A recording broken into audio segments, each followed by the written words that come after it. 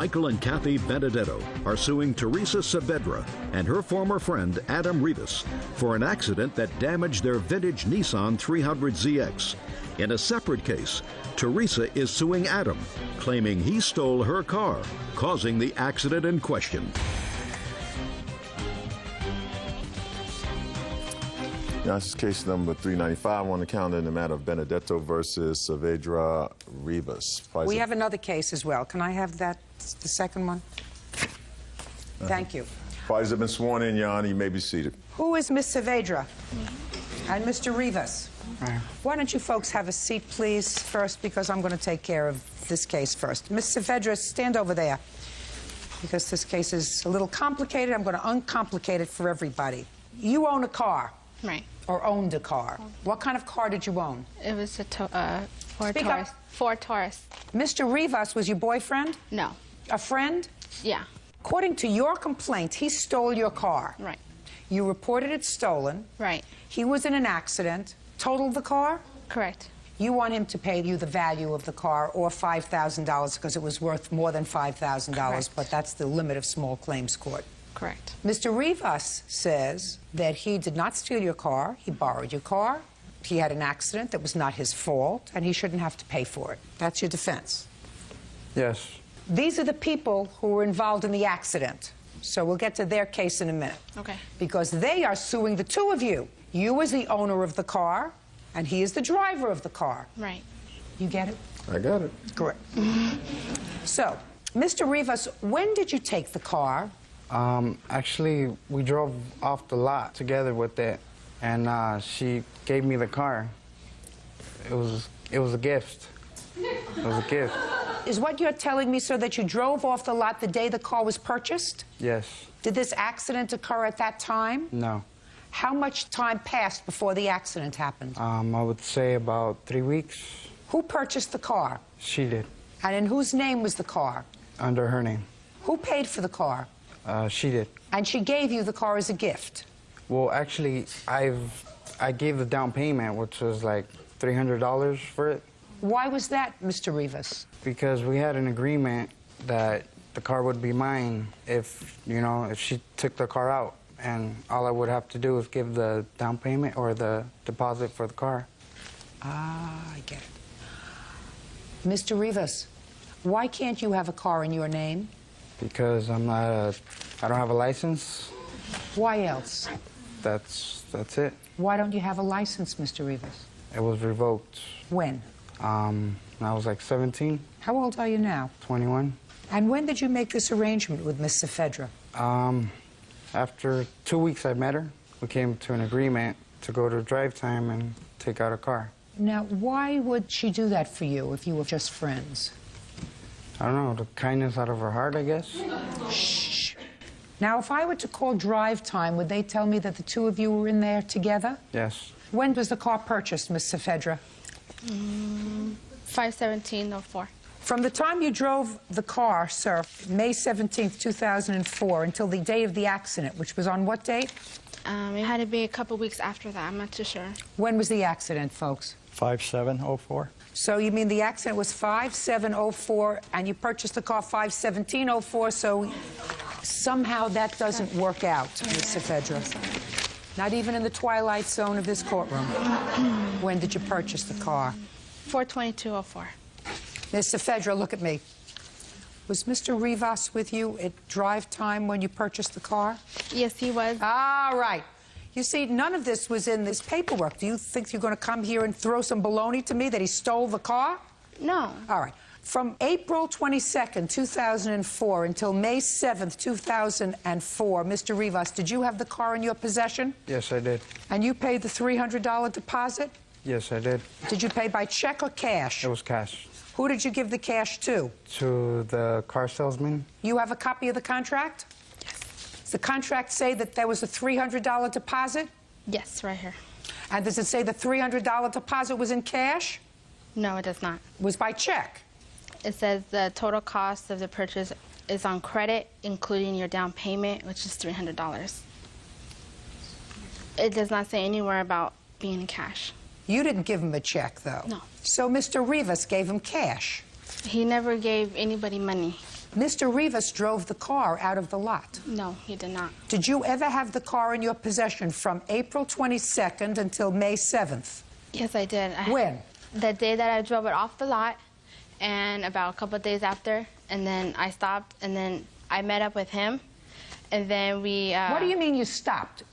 I just thought I wasn't able to go. I didn't go anywhere. So I was in my house. And then he called threatening me to kill me. So then I... Mr. Fedra, do you think that I believe anything of what you're telling me now? I believe him. I believe him that you went to this drive time, because you didn't tell me anything about that in the paper. What you said in your complaint was he stole your car, and you reported the car stolen. And that's not what happened, is it? Well, it is. That's not really what happened, is it? No, it is what happened. I have a police report and everything that I had made. On what date? 5/14/04. On the 14th of May? Yes. That's a week after the accident. But he had took the car already. A week after the accident, you reported the car stolen? When did he take the car? Mr. Fedra, don't play around with me. When did he take the car? I don't know the exact date, ma'am, but I just know he had took the car. Well, why didn't you... Just a second. Why didn't you report it stolen the day he took the car? I was scared. I didn't know what to do. And I had called him on his cell phone telling him he was going to bring it back, and he said that he will bring it back. I don't believe you. I think you're full of baloney. I think you entered into a scam with him because you knew he had a suspended license, whether you liked him or not, whatever. I have no idea, nor do I care. But you went... You drove this car out, he took possession of the car, he drove the car, he had an accident, and now you're stuck with the payments. That's what happened. And then a week after the accident, you reported stolen to the police.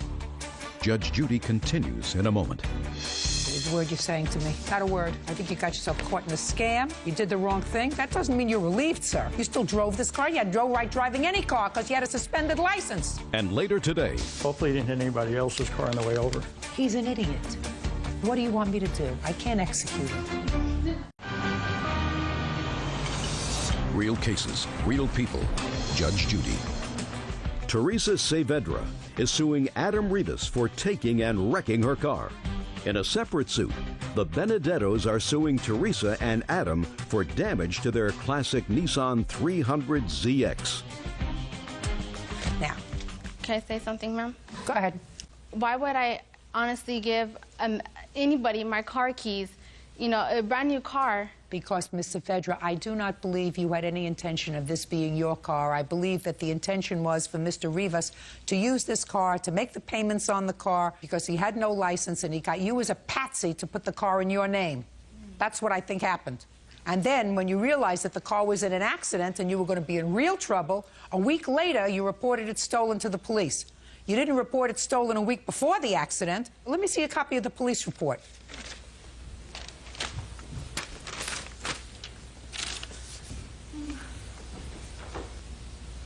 He would go to my house honking, screaming my name. I don't believe a word you're saying to me. Not a word, Mr. Fedra. I think you got yourself caught in a scam. You did the wrong thing. That doesn't mean you're relieved, sir. You still drove this car. You had no right driving any car because you had a suspended license. Yes, I understand that. Well, where are you going to accept responsibility for that? Take responsibilities for the car accident. You do? Yeah, I do. It's not what you say here. You tell me that this lady was driving. She was drunk. That's what you said in your answer. I'm going to get to that case in a minute. Okay. What about this lady's car? We're not on this case yet. You drove the car. You had no insurance? No. Why didn't you pay for insurance? Because, Because it wasn't your car. Correct. Because it was in her name. Correct. Right? So the only one who's going to get stiffed was her, right? Correct. How much was the car? Total cost of the car was $18,569.96. And you had no insurance? No. Well, maximum that this court is allowed to award you, let me see those papers, Bert, please. Sure. Is $5,000. You're on the books for the rest. Do you work? Not yet, ma'am. Not yet? No. How old are you? 22. When are you going to start to work? I just moved and I quit my job and I moved and I'm looking for a job now. And what about you? Not right now. Not at the moment. Who feeds you? Myself. That means that somebody's got to give you money for food. Well, I'm living under my parents' roof right now, so. How old are you? 21. What do your parents do for a living? They own their own landscaping company. Good. Are you disabled? No, ma'am. Then you work for them in cash. Because if they own their own landscaping business, I guarantee you I'm going to find a couple of people whose lawn you mow. Mr. Rivas, do we understand each other? Yes, ma'am. On your best day, you're not as smart as we are on our worst day. How many people you think I'm going to find whose lawns you mow, Mr. Rivas? Not too sure. Not too sure, ma'am. Mm-hmm. Your father mows people's lawns? Yes, ma'am. How many people does he have working for him? About 10. Are you on the books of the company? Is not an answer. Yes, ma'am. Well, if you're on the books of the company, then you get money. What's the name of the company? Rivas Landscaping. Rivas Landscaping. Very easy. Yes, ma'am.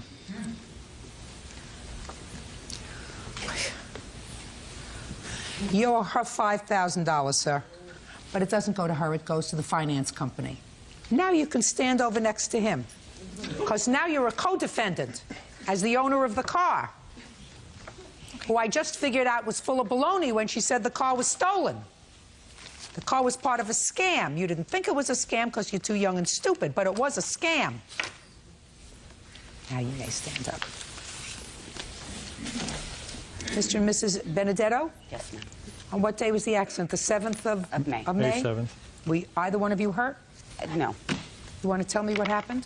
I pulled out of the gas station. When I get gas, I usually toss my wallet in the car. Well, when I got in the car, I drove off, drove up the street, and I didn't see my wallet there, so I figured it had bounced. So I pulled over, and when I pulled over where? I pulled over on the side of the street.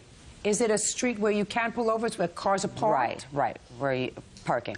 So I pulled over and got out of the car, went around to see if the wallet had fallen off to the side, because if it hadn't and it had bounced off, then I needed to go back to the gas station. So I put my knee on the seat, and next thing, there was just this big bang on the side of the car, and the car started to go over. In the meantime, I went over to the side as the car is going over. You mean you weren't in the car, you weren't in the driver's seat? No, I was in the passenger seat. You weren't moving at the time? No, I was not moving. What happened to your car? It went over on the side. And can I see pictures of it? Sure. Who else was in the car with you? Nobody. It was just me. I was on my way to meet my dad. This is your husband? That's my husband, yes. So he is the co-owner of the car? He is the owner. Ooh, that's a nasty hit. I'm listening. From what I recall, I was going straight down Devonshire, and where were you going, sir? I was going home. From where? From one of my friend's house down the street. What were you doing there? I was just chilling. What? Chilling, kicking it. Oh, your parents must be so proud of you. Go ahead.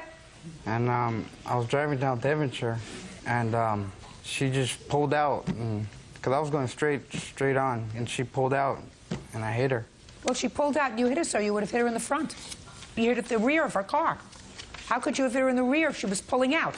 Because I guess she was already on her way, and I guess I hit her in the back. So if she's already on her way and you hit her in the rear, that means you weren't looking where you were going.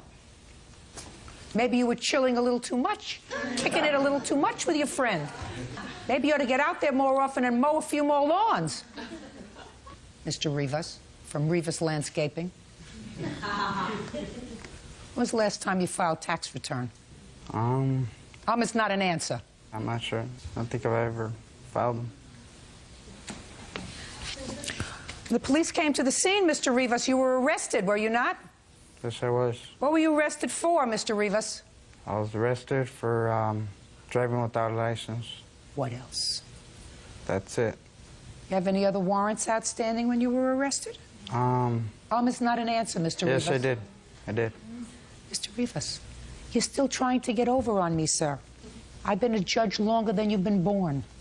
You think you're an unusual story? You're not. You're just a punk who caused a great deal of trouble for a lot of people because you're not entitled to drive a car if your license is suspended and you have no license. You conned this lady, so now she's in the hole for $13,000. You injured these people, their property. You almost killed her. There's a reason why the government didn't give you a license, sir. Because you shouldn't have one. Because you're an irresponsible baby.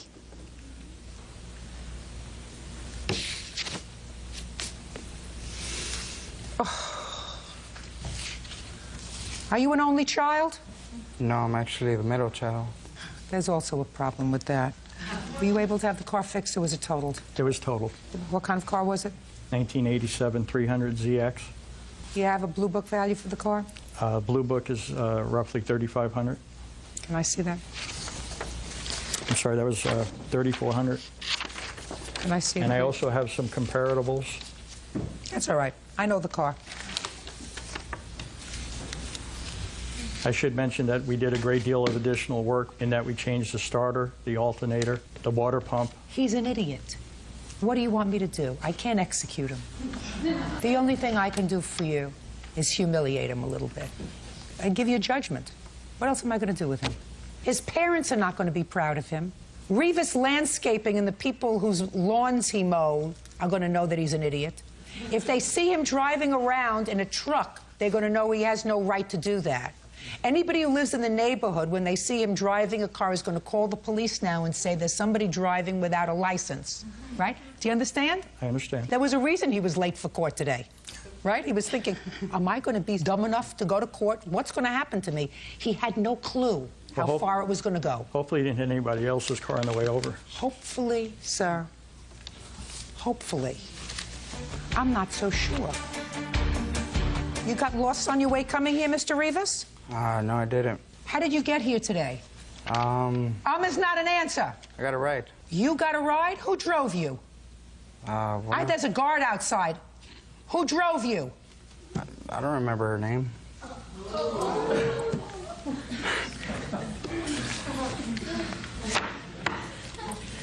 Judgment for the plaintiff in the amount of $3,500, which is a little over the blue book value of your car. You are a menace, sir. You don't deserve to be behind the wheel of a car.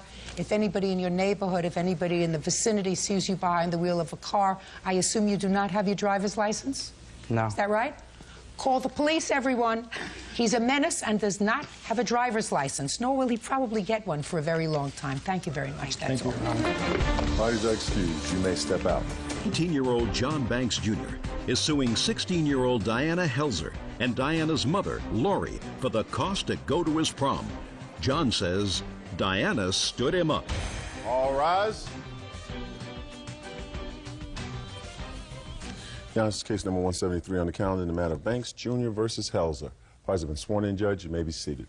You are suing Mrs. Hessler because her 16-year-old daughter, according to you, stood you up for the prom. Yes. For your senior prom. And you had a lot of expenses, and you believe that her mother is responsible for her standing you up. No, not necessarily, Your Honor. I don't Well, feel she's that... responsible because you can't sue her daughter, so you have to sue her mother. It also says that her daughter did not stand you up, that you didn't contact her as you should, but she has a substantial counterclaim, and her counterclaim is that since you believed you were stood up for the prom, you have embarked upon a course of conduct that amounts to harassment and defamation of her daughter's character, which forced her to leave school because she flunked all of her finals, and it became a catastrophe, and she has a counterclaim. When did you invite Dana to the prom? About May 20th. Did you do it in person? No, ma'am. I was introduced to her through a friend of mine. It was her best friend, and I was on the internet, and she instant messaged me. She sent me a message, and... Who did? Diana. Diana sent you a message? Right. Saying what? Just starting a conversation, just, hi, my name is Diana, something to that effect. So you didn't ask her to the prom? I did. Eventually, I did. In person or over the internet? Over the internet and in person. Is that right? I don't remember him asking me in person to prom, no. How do you believe he asked you to the prom? Over the internet, we were discussing the fact that he needed to date, and he said, you know, do you want to go with me, basically? And, I said, and what did you say? I said, okay. You said, okay, so now you had a date. And you knew when you go to the same school? Yes. So you knew when the prom was? Yes. Okay. So you had to buy, you rented a tux. No, I bought a tux. Bought a tux. Figure stopped growing? Yes, Your Honor. Buy tickets? Yes, Your Honor. Rented a car? No. I was gonna drive. Okay. Tux, tickets. What else? I also had dinner reservations There was no fee for making the reservations, but there was for canceling reservations. And what were all your expenses? My expenses totaled to be, I believe, about $500 and some odd dollars. Now, did you end up going to the prom, Mr. Banks? No, ma'am. Did not? No. Tell me what happened. What was the date of the prom? Saturday, June 4th. And just prior to June 4th, when had you last spoken with Diana? June 3rd. Where did you speak to her? I spoke with her at school. What did you say to her, and what did she say to you? I informed her that I'd be getting everything ready. And Did she tell you what color her dress was? Yes, it was pink. Did she tell you what kind of flowers she liked? No, ma'am. Did you get the flowers? Yes, ma'am. What kind of flowers did you get? I got a bouquet of roses, and I got a corsage and a hand thing. I don't know. The whole 9 yards. The whole 9. Did you tell her what time you'd pick her up? Yes, Your Honor. I told her I'd be there to pick her up at 4. So what happened, Mr. Banks? Saturday, I had been running around picking things up, doing everything, getting everything ready. I hadn't spoken with her, but I had been speaking with her best friend, the one that set us up, and my best friend, because we were going to double date to prom. I had been with her friend's date all day, and I was on my way to pick her up, and I got a phone call from her friend saying that she had an allergy attack and she couldn't go to prom. What time was that? I'd have to say about 3:50. Go ahead. I was getting ready for prom at about 9 o'clock in the morning on Saturday. Got dressed, went and got my nails done, and made my hair appointment, and went and picked up my dress. When I was getting my nails done, I did have an allergy attack, and I went home and I tried to call John after talking to my mom. I called him, and his sister answered, saying that he would be out with friends all night. So I decided, okay, I'm going to stay home for a while. A friend of mine called and said, Diana, or aren't you going to go to prom? And I said, no, I don't feel good. She says, would you like to come over, hang out, and we're not going to go do anything? And I said, okay. We ended up going over to another friend's house, just relaxing and watching movies the rest of the night, and we fell asleep. Well, that's pretty outrageous, my dear Diana. That's pretty outrageous of you. You agree with that? Yes, ma'am. You agree with I disagree. Excuse me, I'm not speaking to you. I'm speaking to your daughter, whose conduct was outrageous. Now, if you have an allergy attack and you are bedridden and staying home, that's one thing. But to go over to a friend's house, hang out and watch a movie is something entirely different. And I would be angry, too, if I got stood up at the last minute. I had not yet given my permission for them to go. I don't care Okay. whether you gave your permission or not. Did she use her own money to buy the dress? Yes, she did. And you didn't know about it? I did know about it. All right. And when you found out about it, did you say to her, I haven't given you permission? Yes, ma'am. When she went to get her hair and nails done, did you say to her, don't bother to have your hair and nails done because I haven't given you permission? What I said was I haven't yet met Mr. Banks and I haven't given my permission. I need to meet him. Miss Helsa, it's not an excuse. I'm saying that your daughter's conduct was reprehensible for a 16-year-old. She stood him up for his prom. Okay. And she stood him up not because she was sick, because she decided she didn't want to go. And she went to a friend's house and hung out with friends. And that is reprehensible. Is that what you did? No. Is that what you did? That is what I did. You didn't know that? Did you stand him up because you didn't want to go, or did you stand him up because you went and had an allergy attack and then went over to Julie's house? It was because I had an allergy attack, and my friend had wanted me to come over because she knew I wasn't feeling well and wanted to hang out. Listen to me. If you have a debilitating allergy attack, you stay home. Go ahead. That Saturday was prom, June 4th. June 5th, I broke my rib. June 5th, playing basketball, and so June 6th, I stayed home, which was a Monday. I called her best friend on the phone. We talked about it because she felt bad as well because she set us up together. And I decided to call Mrs. Helser, and we spoke on the phone for a while. She was a really nice lady, and she also felt that what she did was inappropriate. And I know that she's not legally obligated to pay me back because, you know, it's an agreement to go to a social event, and that's not a contract. However, her mother being of age and me being of age, she did make a verbal contract over the phone, and I have a witness here. Her best friend is here to testify because she was on the phone when I called her. What did her mother say? We spoke about what Diana really did on prom night. Well, what did you say to her mother? Her mother's here. She's a party. You can tell me what you said to her mother. I told her that I had an agreement to go to prom with her, and she informed me that she was aware of that Diana actually had an allergy attack. And I told her no, that Diana actually decided to spend the day with her boyfriend because I guess apparently she got a boyfriend that morning and he asked her not to go. She got a boyfriend that morning? Yeah, Saturday morning she got a boyfriend and she decided, and he asked her not to go. So, you know, and that's perfectly fine. But Are you saying that somebody knows that? That you have a witness here? That I was on the phone and that she told her that? Yes, I have a witness here. I'd like to see the witness. Kayla. Judge Judy continues in a moment. She told me she had spent the night at her boyfriend's house. What boyfriend? His name is Jason. Did you tell your mother that? Look at me. Did you tell your mother you were going to spend the night with Jason? Real cases, real people. Judge Judy. 18-year-old John Banks Jr. says 16-year-old Diana Helzer stood him up for his prom. Diana and her mother Lori are countersuing for the cost of summer school classes and defamation of character.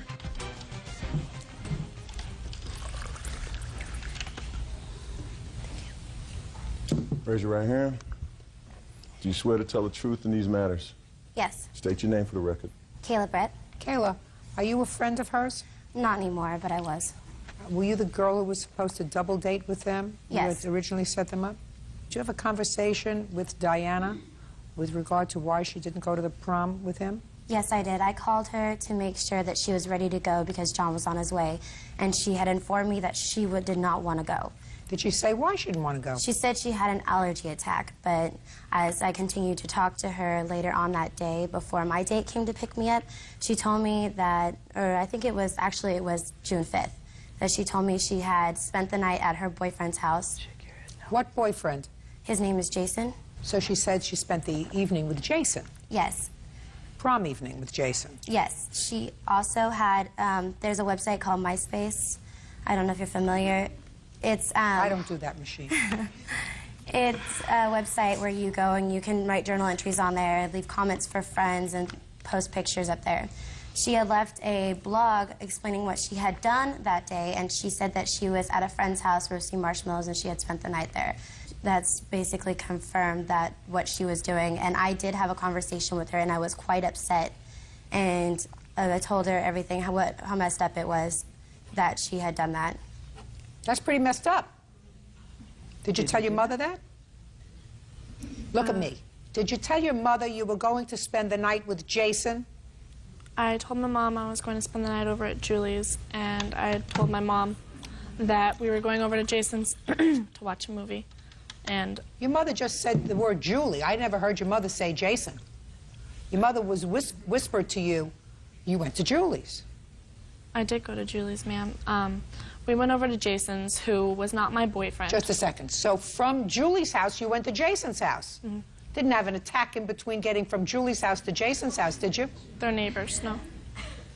Didn't have an attack between Julie's house and Jason's house, did you? No, ma'am.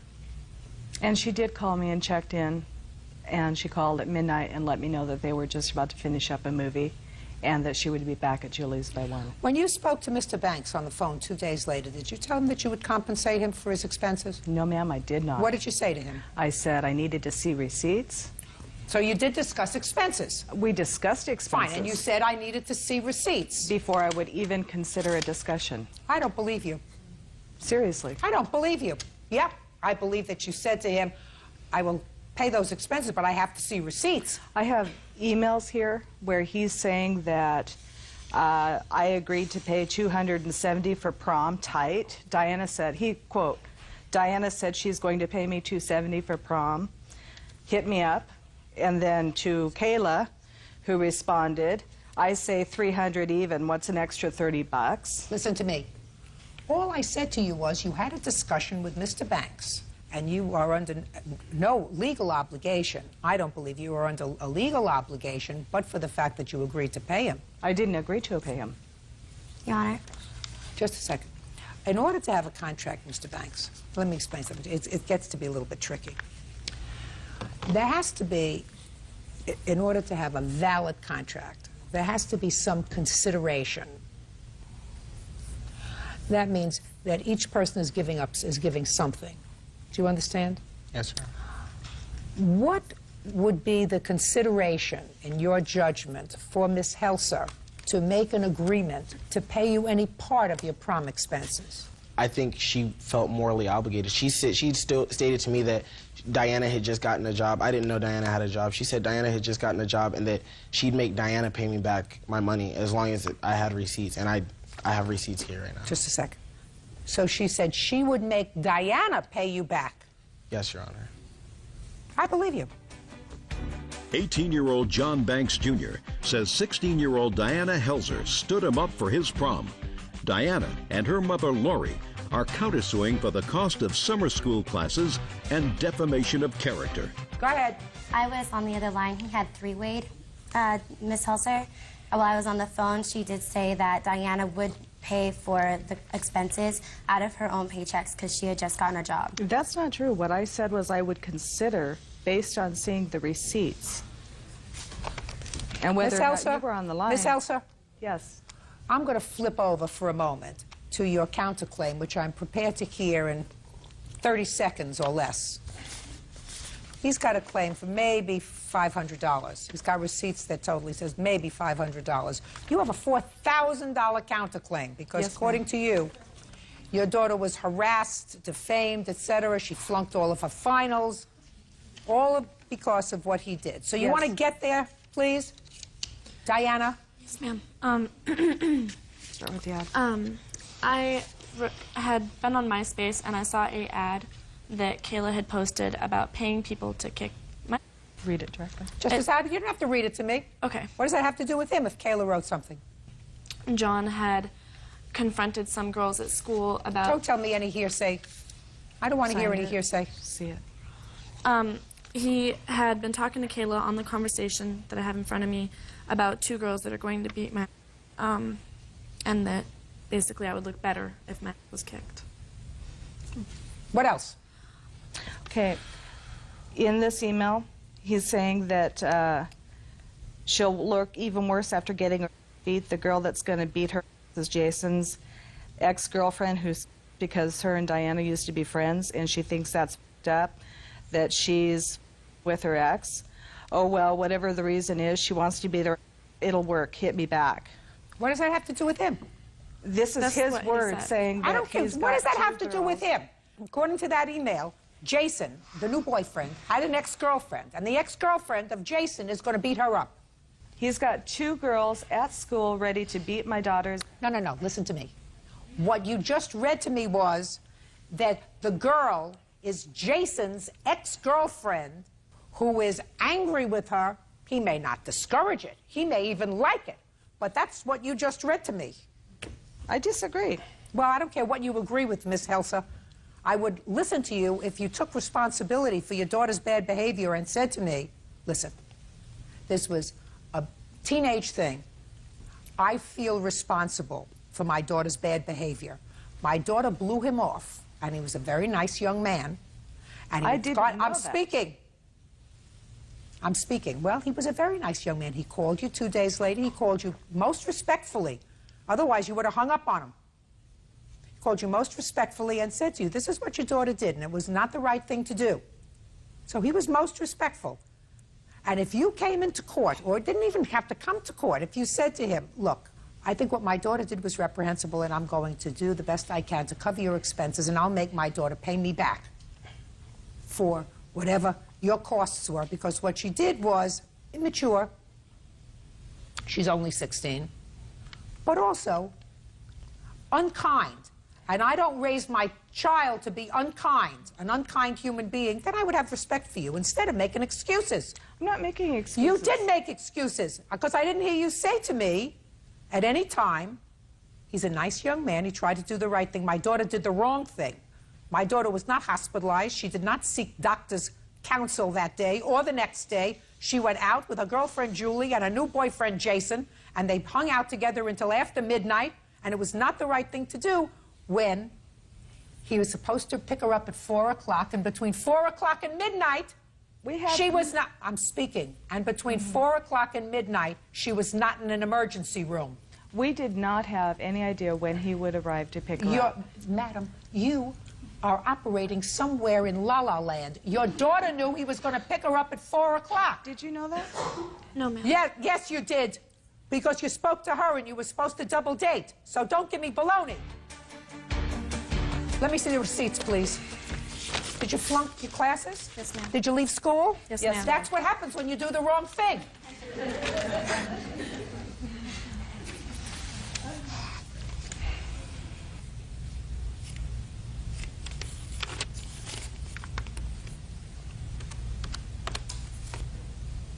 You didn't give the flowers to anybody else, did you?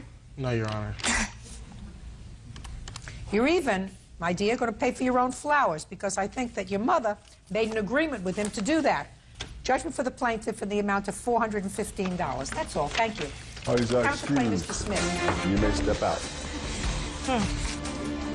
25-year-old Daniel Bryant is suing his former friend, 21-year-old Joseph Kyle Lineker, for medical bills due to an assault.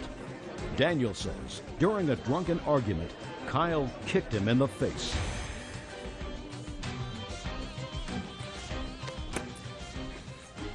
Now, this is case number 281 on the calendar in the matter of Bryant versus Lineker. Parties have been sworn in. You may be seated. Folks, have a seat. Mr. Bryant, who is this lady? This is my mother. You can sit down. Thank you. I gather your mother was the only one who wasn't drunk on the night of July 16th. Yes, and she insisted on being here, so. Good. How old are you, Daniel? I'm 25, Your Honor. What do you do for a living? I'm a personal trainer, Your Honor. Full-time? Yes. Yes, Your Honor. It's considered part-time, but yes, I work full-time. How many days a week do you work? I work whenever I have clients. It could be weekends, nights, anytime. What do you do the rest of the time, Daniel?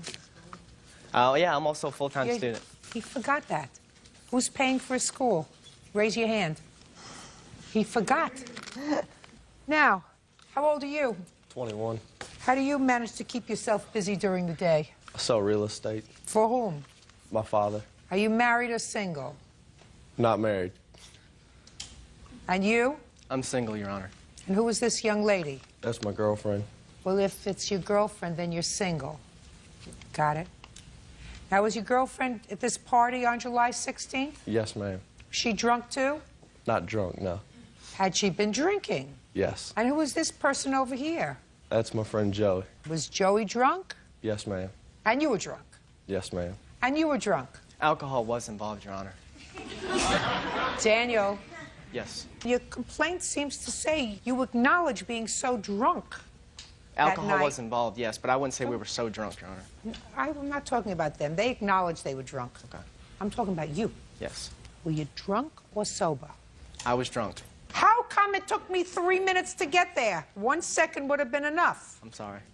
It is your complaint that this young man, Joey, didn't want you to drive home from the party because you were all drunk. Correct. Whose house was this party at? It's Kyle's house. Yours? Yes, ma'am. Who do you live with? Oh, It's not an answer. 3 roommates. Is it your house or is it a rental house? It's a rental. How many people were at this party? About 8 or 9. So Joey didn't want you to drive home. He tried to stop you, and according to your complaint, in the scuffle that ensued, you were injured. But you were injured not by Joey. Correct. You were injured by the defendant who, according to you, kicked you in the face and severely injured you. Yes, You want facial your fracture. bills paid, and the defendant says there was no way that he kicked you. You were injured in the course of a struggle because you were all out of control that night. Right. So what time did you get to this party, Daniel? I'm guessing maybe 5 or 6 o'clock. Where did you come from? I probably came from work. I'm really not sure. I honestly don't remember, Your Honor, whether I came from home or I came from work. But I did go over there on the night of July 16th, around 5 So you don't know whether you came there directly from home, directly from work, whether you had been out for the afternoon, whether you'd been working for the afternoon. You don't remember that, but you remember going over there about 5 or 6 o'clock. Yes. Is that right? Yes, Your Honor. What time was it that this altercation took place? I would estimate maybe around 10 or 11 o'clock that the actual altercation took place. And between 5 and 6 and 10 or 11, you were all drinking? We were all socializing, yes. I didn't ask you whether you were socializing. I asked you whether you were drinking. Okay, yes. Anybody using any soft or hard drugs? No. There was a slight hesitation there, Daniel. Well, I had to think that the question you asked me was pretty... no, we did not do drugs. Except alcohol. Alcohol and cigarettes. Any funny cigarettes? No funny cigarettes, Your Honor. I promise you. Is that right? Yes, ma'am. Is that right? Yes, ma'am. Absolutely, there was no drug there that night. So you were just all looped on alcohol. What was your drink of choice that night, Daniel? We had mostly consumed... No, not we. I said I you. mostly consumed beer, Your Honor, with a little bit of liquor, probably. What kind of a little bit of liquor? Probably vodka, Your Honor. Did you make the vodka with the beer, or were you drinking it sort of separately? Probably separately, Your Honor. But there came a time when you didn't remember anymore whether you were drinking it separately or together. Is that what you're telling me? I'm sorry, Your Honor. Well, I asked you whether you were drinking the vodka and the beer together, sort of mixed together, and you said probably separately. Now, as someone who is reasonably conversant in English, probably separately means it could have been mixed together. Correct, Your Honor. Now tell me what you remember as Okay. having happened between 10 and 11 after 5 to 6 hours of drinking with a mix of vodka and beer. Yes, Your Honor. Tell me what happened. Even though alcohol was involved... No, just tell Okay. me what happened. Joey and I started to get into it because he would not allow... That's Joey. Joey. That's Joey Lewis on the end. Joey. He would not allow me to drive home, which is commendable. And he grabbed my keys and threw them in the front lawn. And, of course, I became enraged. And I said, no, you're not going to throw my keys in the front lawn. So I started a physical altercation with him. And we didn't throw any blows at each other. Like friends, we wrestled it out. We were grappling on the floor near the front door. And the two girls that were upstairs were watching, and Kyle was up there watching. And as I was on all fours, and as I opened up to my left, it wasn't then until I received a kick to my face. And my other roommate was Shh. Stop.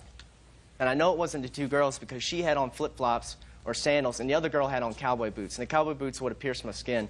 And he was actually behind me to my left as I was on fours. And it wasn't until I opened up till he came in for the kick. And it was very intense. I didn't feel any pain because the adrenaline and the endorphins kick in. But the impact was very, very intense. And there was no way he could have done it lying on the ground because your momentum, if you're lying on the ground and you throw a punch in the air, you can't get your body weight into it, you can't get any force into it. He's not going to break a bone in my face. And I have the paperwork proving that I have a facial fracture and all the bills right here. I know he kicked me in the face. He definitely did. There's just no question about it. All the evidence points right towards him. And as I was on all fours, immediately after he kicked me, instantaneously, I stand up, Your Honor, and in the corner of my eye, I can see his profile. I turn around and confront him, and he looked like he saw a ghost. You remember all that distinctly, is that Yes, right? Your Honor. I've been thinking about this for a long time. All right. Now, before you got to the party, Daniel, had you been drinking? No, Your Honor. So, Daniel, I just want to understand this. Yes. Before you got to the party, you had not been drinking, and you don't remember where you were coming from. Take your hands out of your pockets. You do remember only that you got there at about 5 or 6 o'clock. Yes, Your Honor. Now, then you spent 5 to 6 hours drinking an assortment of concoctions that rendered you inebriated. So inebriated that your best friend wouldn't let you drive home. Then, all of a sudden, being totally inebriated, you remember distinctly everything that happened. Doesn't that sound strange to you, Daniel? Judge Judy continues in a moment. Any lower, Daniel, I'd have lost all Daniel. my teeth. Any higher, I probably would have lost an eyeball. Daniel. Yes, Your Honor. It's very possible that he And you kicked can you. still Listen, see the discolor. Daniel, Yes. don't drink if you can't hold your liquor. And later today, Did you ever go to the towing company to try to get your car back? I was stupid. Listen, well, so what do you want from me? But I'm I not want- here to I make want you the- smart, madam. real cases, real people. Judge Judy. Daniel Bryan says former friend Kyle Lineker kicked him in the face during a drunken argument. You don't remember where you were when you were sober, but when you were drunk, you remember everything. You have a very interesting mind the way it works. But there was no alcohol test that took place. There was no... Listen to me very carefully, sir. Yes. What I said is exactly what you told me a moment ago. When you were sober, at 5 o'clock, you don't remember whether you were afoot or horseback, whether you came there from work, whether you came there from play. Then you drank for 6 hours, and then you have an acute memory of everything that happened, including a punch and a kick. Is that what you're saying? Your Honor, I assure you I'm not lying to you. I don't... No, I didn't ask you why I assure you're not lying. I asked you, is that what you're telling me? Yes, Your Honor, that's what I told you. Now let's move on to you. For one, when him and Joey were wrestling by our front door, my other roommate, Ryan, was on his other side, right to his right, and we were both pulling him off of Joey. And he said that one of the girls couldn't have kicked him because she had sandals on, and as did I, so... Did you kick him? No. You were drunk? Yes. Were you drunk? Yes. Now tell me what happened when you took his keys and threw them away. He became enraged, and we got into like a wrestling fight on the floor. When you say it became enraged, do you remember what he said to you? Not exactly. I can't remember. It's still blurry for me. I do remember the wrestling part. I remember us wrestling around, and we fell to the ground. And I threw in a punch, but I didn't hit him in the face. I'm pretty sure I hit him in the back of the head during that. And then like 3 people tried to pull him off, and that's when we locked him outside of the house. Nobody was angry with him. No. They were trying to protect him. Exactly. Daniel, nobody was angry with you that day, is that right? Nobody was angry with me that day, no. But, Your Honor, I know he kicked me in the face. All the evidence points towards him, and I didn't kick myself in the face, and it was intentional and it was malicious, and it had nothing to do with what me and Joey were doing. That's what happens when if you Joey get drunk, Daniel. Your That's Honor, what kicking happens someone when in the you. face is That's wrong. what happens when. He could have killed me, Your Honor. People have died for much less. And any lower, I'd have lost all my teeth. Any higher, I probably would have lost an eyeball. Daniel. Yes, Your Honor. Very possible. It's very possible that he And you kicked can you. still Listen, see the discolor. Daniel, Yes. don't drink if you can't hold your liquor. You're right. I'm sorry. There is absolutely no way to determine with a reasonable degree of certainty that you need in a court which of these people who were involved in this altercation caused your injury. The fact that you're giving me Einstein's theory of relativity and saying that when you're on the ground you can't punch somebody with enough force in order to get their body weight into it, so therefore it couldn't have been him that caused your injury, and therefore I must exclude him, is not evidence. Sir, listen to me carefully. Yes, I had a phone conversation with him where he said, I admit I did not cause that injury. But I just... No, sir. You're not following me. You don't know who caused the injury. You don't have sufficient clarity of memory in your drunken state to convince me that you can say that it was this young man that caused your injury. And if you want to make sure that you're not in that position again, I suggest that you're 25 years old and that you find something to do on a full-time basis or go to school on a full-time basis because it's time for you to grow up. I agree. It was an irresponsible thing for me to do. Right. Then don't come to court and ask the court to waste its valuable time when you've behaved irresponsibly. You were all drunk. You shouldn't have been drunk, and I'm not satisfied. May have been him, but may have been him is not proof here sufficient for me to find that he's guilty. What if he admits that he did it, though? What if he admits that he did it? To who did he admit that he did it? I was hoping you'd break him down and the evidence would be strong enough against him that maybe he would come clean. That is not my job, Daniel. Yes. My job is not to break him down. My job... Would you like to see the paperwork? I don't want to see the paperwork unless the paperwork has a confession. Does it have a confession? No, Your Honor. It's just proof from the doctor that I sustained his facial I fracture. believe that you sustained serious injury. You know what kind of serious injury you would have sustained if he would have let you drive home? A lot of things could have happened that night. Right. This time, you got drunk and you were injured. Fortunately, you didn't hurt anybody else. The answer is, don't get drunk. Getting drunk is stupid. I agree, Your Honor. Good. That's all. Parties are excused. You may step out. He's a strong guy. He's a lot stronger than me, so he's pretty determined he was leaving that night. And I was just trying to save him from doing something stupid. Joey was trying to protect him. Kyle was viciously attacking him. That's not true. I was just trying to get my friends from fighting. It didn't need to come down to this. I don't think Kyle kicked him in the face, but I was just as drunk as everyone else. And now the next case. All parties in the matter of Sailors versus Coffee Wick. Step forward. Darla Sailors is suing 25-year-old Sally Coffey and her father, Paul Wick, for a refund on a 1996 Saturn. Darla claims she was sold a lemon. Miss Sailors, how old are you? 32 years old. How many cars have you had? 3. New or used? Used. When you bought a used car prior to this one, were they always running? Were you able to drive them from where you purchased them home? Yes, ma'am. Because when you buy a car, what you want is a car that takes you from one place to another. If you wanted a geranium potter, you would buy something that just sat in your backyard and where you could pot geraniums, right? That's right. So this is what your lawsuit is about. You purchased a used car from the defendants for $400. Yes, ma'am. And the car, at the time you purchased it, was not running. So you had to tow it to your house or tow it to someplace. That's correct. And then you found out that the car was a real piece of junk. So you had to tow to their house and you want your money back. They say you bought that car as is. It was a piece of junk when they sold it to you. That's why they sold it for $400. That's not what they say, but that's what I figure. And when you towed it back to their house, you damaged their garage door. So they are counterclaiming for $500. correct? Correct. Correct. Let me see the bill of sale. Thank you.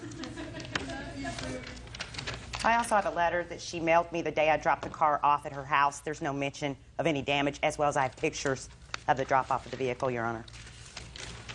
Well, that's about the counterclaim. Let's see about this. Okay. All right, Miss Sailors, I'm going to read this to you because I have a lot of cases to do today. This is a bill of sale. It's a very clear bill of sale. It says the seller warrants, this is what they warrant to you, that they have good title to the property, to the car, and they have full authority to sell the car. Do you? Yes. And that the property is sold free and clear of all liens, right? True. Correct. Encumbrances, liabilities, and adverse claims of any nature. And then in big, bold letters, bigger than anything else on this bill of sale, it says that said assets, which is the car, are otherwise sold in as-is condition and where presently located. Yes, ma'am. They signed it and swore to it. You signed it. With this sign agreeing to what is on the sign as it was sold. This sign says the engine runs great, that there's only 2 minor repairs. I have pictures of it on the car. That is where my grief comes in. She told me that my car would be worth $3,000 had I put a serpentine belt on it, and that's it, and a cooling system. She guarantees the engine running great. No, she doesn't. It's in the sign she put on the car. No, she doesn't. She guarantees. Listen to me. That is what you call puffing. Engine runs great. A 32-year-old person who has owned 3 cars before knows that if you have to tow the car off their property, the engine doesn't run great. Because if the only thing that had to be fixed on this car was a belt, and then you could sell it for $3,000, these people don't look like idiots. Put on a belt on the car and sell it for $3,000. This is what you purchased, an as-is car for $400. Now, let me get to your counterclaim. It says, on August 3rd, you abandoned your vehicle on my property. I attempted to contact you and request that you remove the vehicle. My telephone calls were not returned. Consequently, I had no choice but to have your vehicle towed. It is now located at Rancho del Rio Towing. The telephone number is, the tow truck informed me you have 3 days to claim it.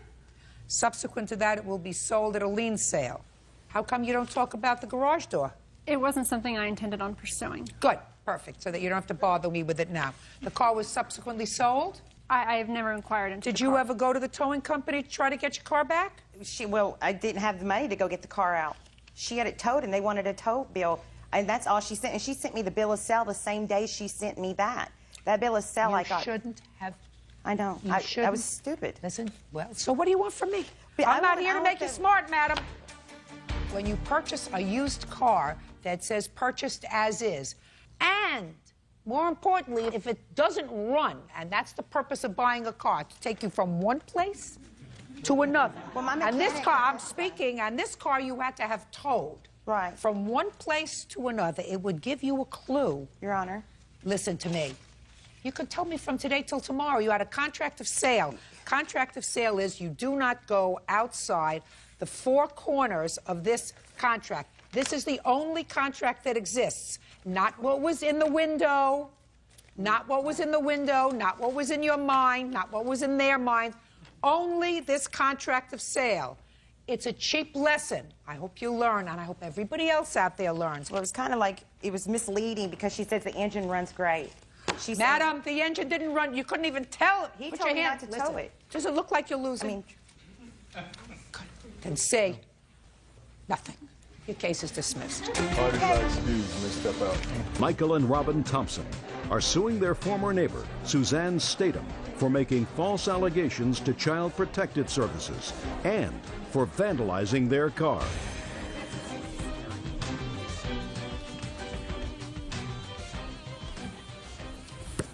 Yeah, this is case number 334 on the calendar in the matter of Thompson versus Statham.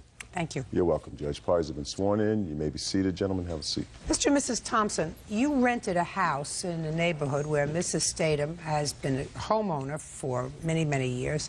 According to your complaint, for some strange reason, she didn't like you and your family from the beginning and created a situation that ultimately ended in your moving from the house. You are suing her for filing false charges with Child Protective Services, vandalism, and for harassment. Ms. Statham says that while she acknowledges that she called Child Protective Services, she believes she had good cause to do that.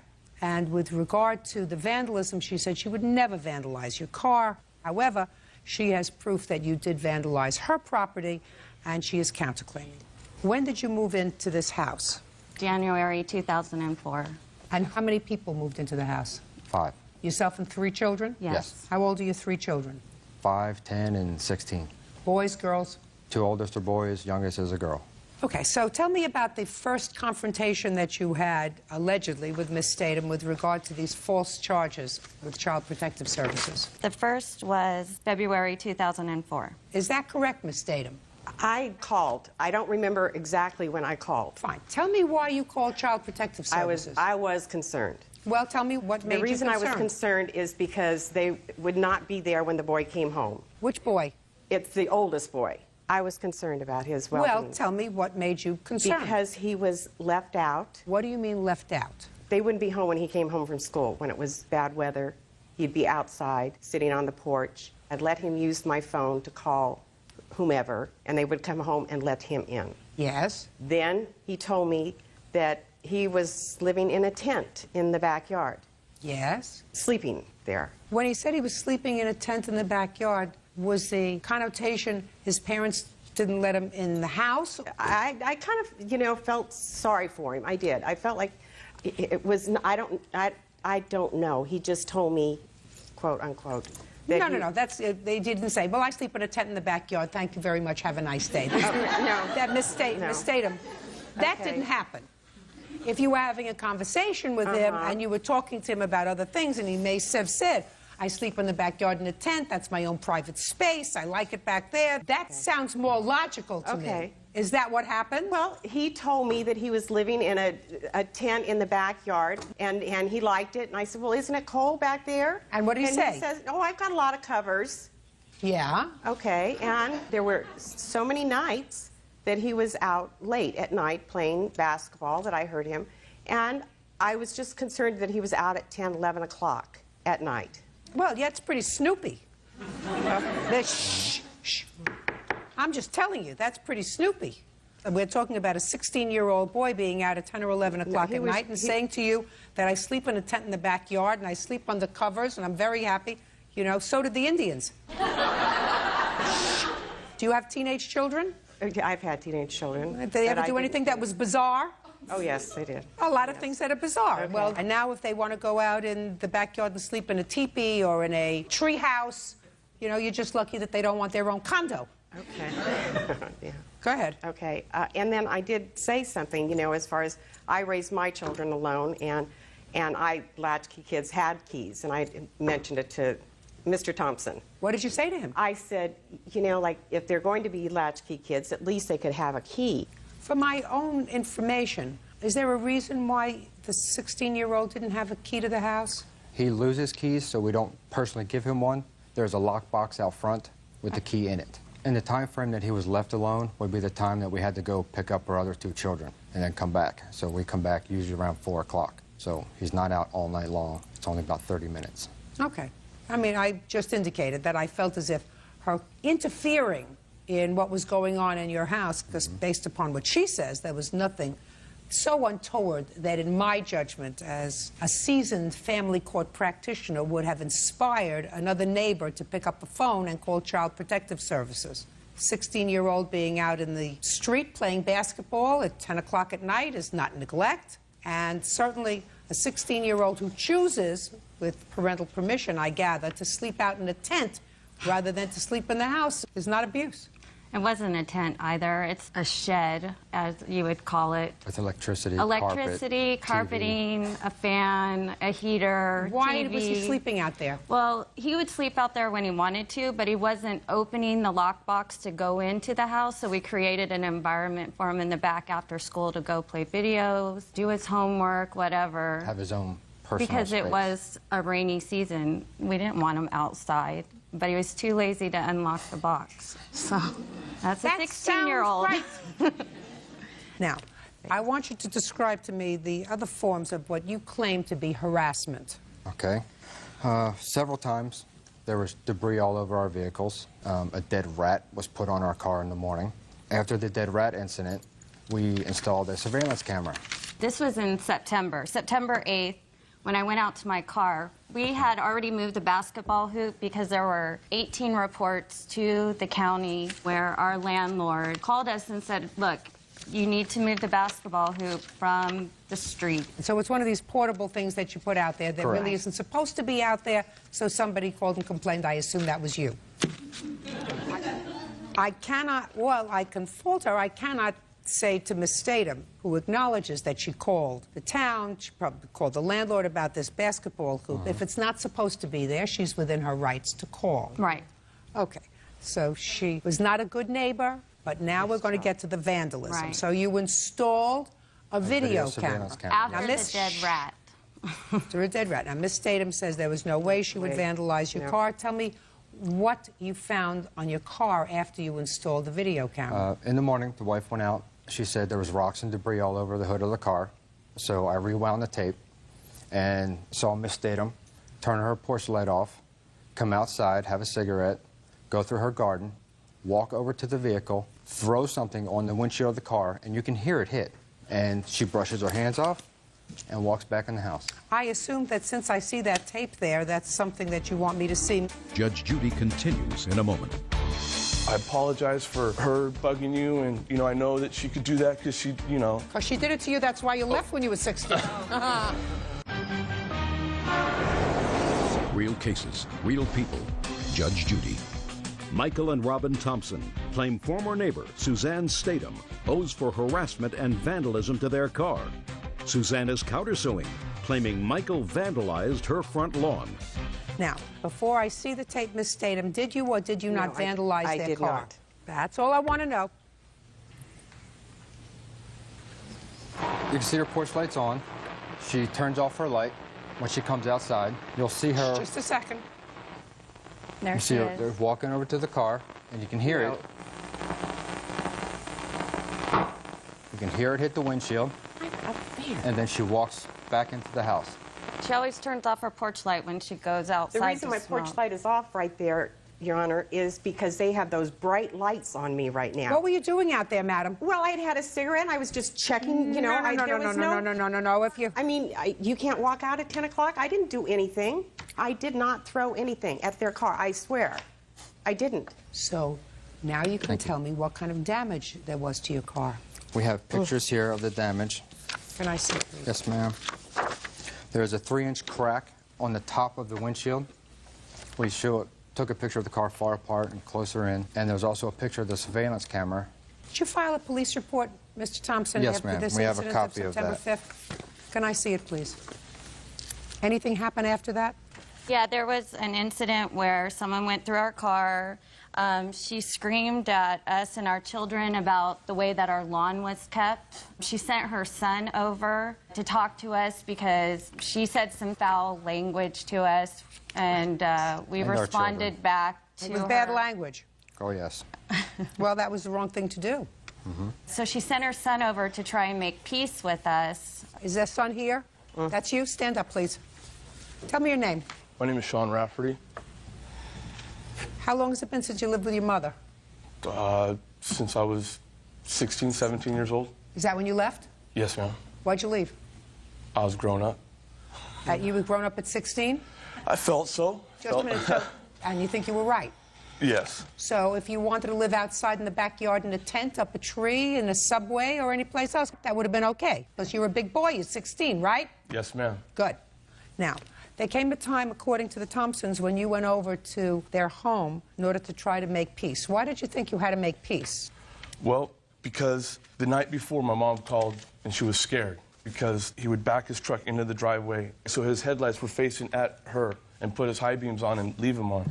And I know my mom's a little nosy, as you said. So I know she's hard to live with. So I just walked over, knocked on the door, asked for the man of the house, you know, put my hand out to greet him, give him my name, and, you know, can we just let this be over?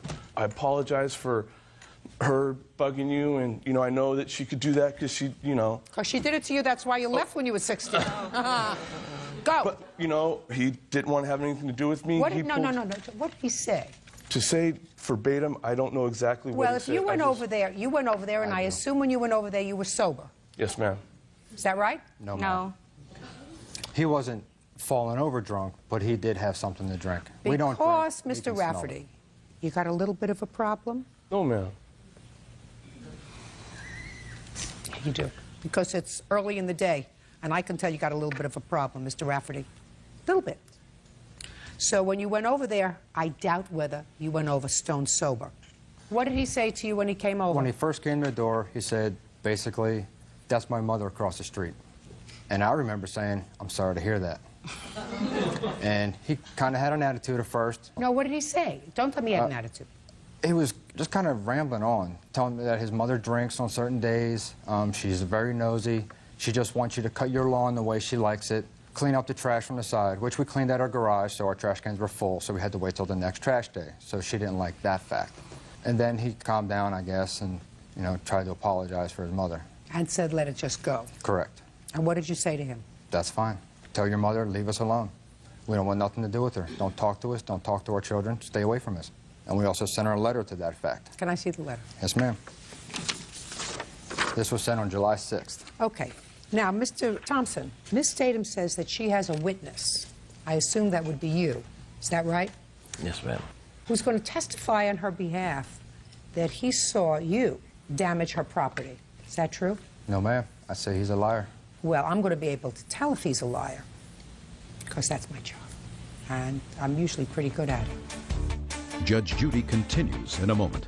She's a big old busybody, and she's a big old pain in the neck. That's what Mom is, and that's why you left. Real cases, real people. Judge Judy. Michael and Robin Thompson say former neighbor Suzanne Statham has harassed them since the day they moved in. Suzanne claims the couple was neglecting their son. Okay. Mr. Rafferty, you can sit down.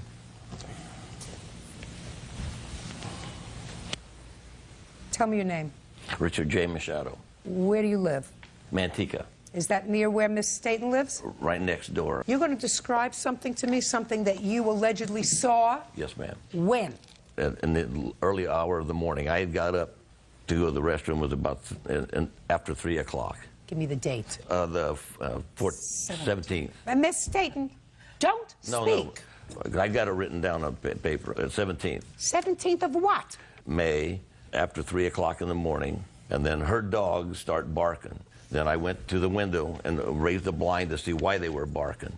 And Mr. Thompson was on the bottom of her driveway. I could see him come up the driveway and in a sweeping motion, throw some fluid out, and then walk to the edge of the property towards where his car was parked on her side, and dabbled around there on the lawn on the edge. There was arm motion, but he had his back to me. So I don't know what he was doing at that time, but I know that he was making motion. Okay. And then he was standing in front of it like he was admiring his work. And then you saw this, and there are street lights out there? Is that what you're telling me? Well, I'm not asking you anything. Okay. Is that what you're telling me? Well, yeah, because he has 2 spotlights facing her house. And then put a video camera in, and then to harass more, he even put a big sign in the middle of his lawn that says, "Vandal neighbor acquire within." Miss Statham, I'd like to see the photographs of what you found when you woke up in the morning. Okay. And, Your Honor, we have a letter from Miss Statham. According to her, it happened May 14th. The 14th was... Shh. Mr. Thompson. Yes, ma'am. Somebody clearly poured something on her lawn. I understand. I don't know. I can only get out something. Oh, it probably says wacko. K-U. C-K-U? The 4-letter word, ma'am. Oh, something really nasty. I thought it was wacko. Right. Oh, strike that. Okay, somebody clearly wrote in something caustic on her lawn. Mr. Thompson, I believe that would be you. No, ma'am. Well, you see, that's my job, because I have to make a judgment whether this gentleman is making this up. Now, why don't I think he's making it up? I don't think he's making up that it happened, because clearly it happened. Oh, it did happen. Not by me. I don't think that she did it to herself. That didn't happen.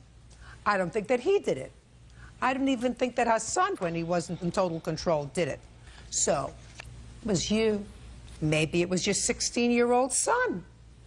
Who knows? But whether it was you or your 16-year-old son, that's your responsibility. So somebody from your house did it, which was as juvenile as what was going on from her end. No, ma'am, we did not do it. Well, you say no, I say yes. I have the last word because I'm the judge. That's what they pay me for. I also believe that Miss Staten threw something at your car. Now, she'll say she didn't do it. She'll say it didn't happen, and I'm telling her that I believe it did happen.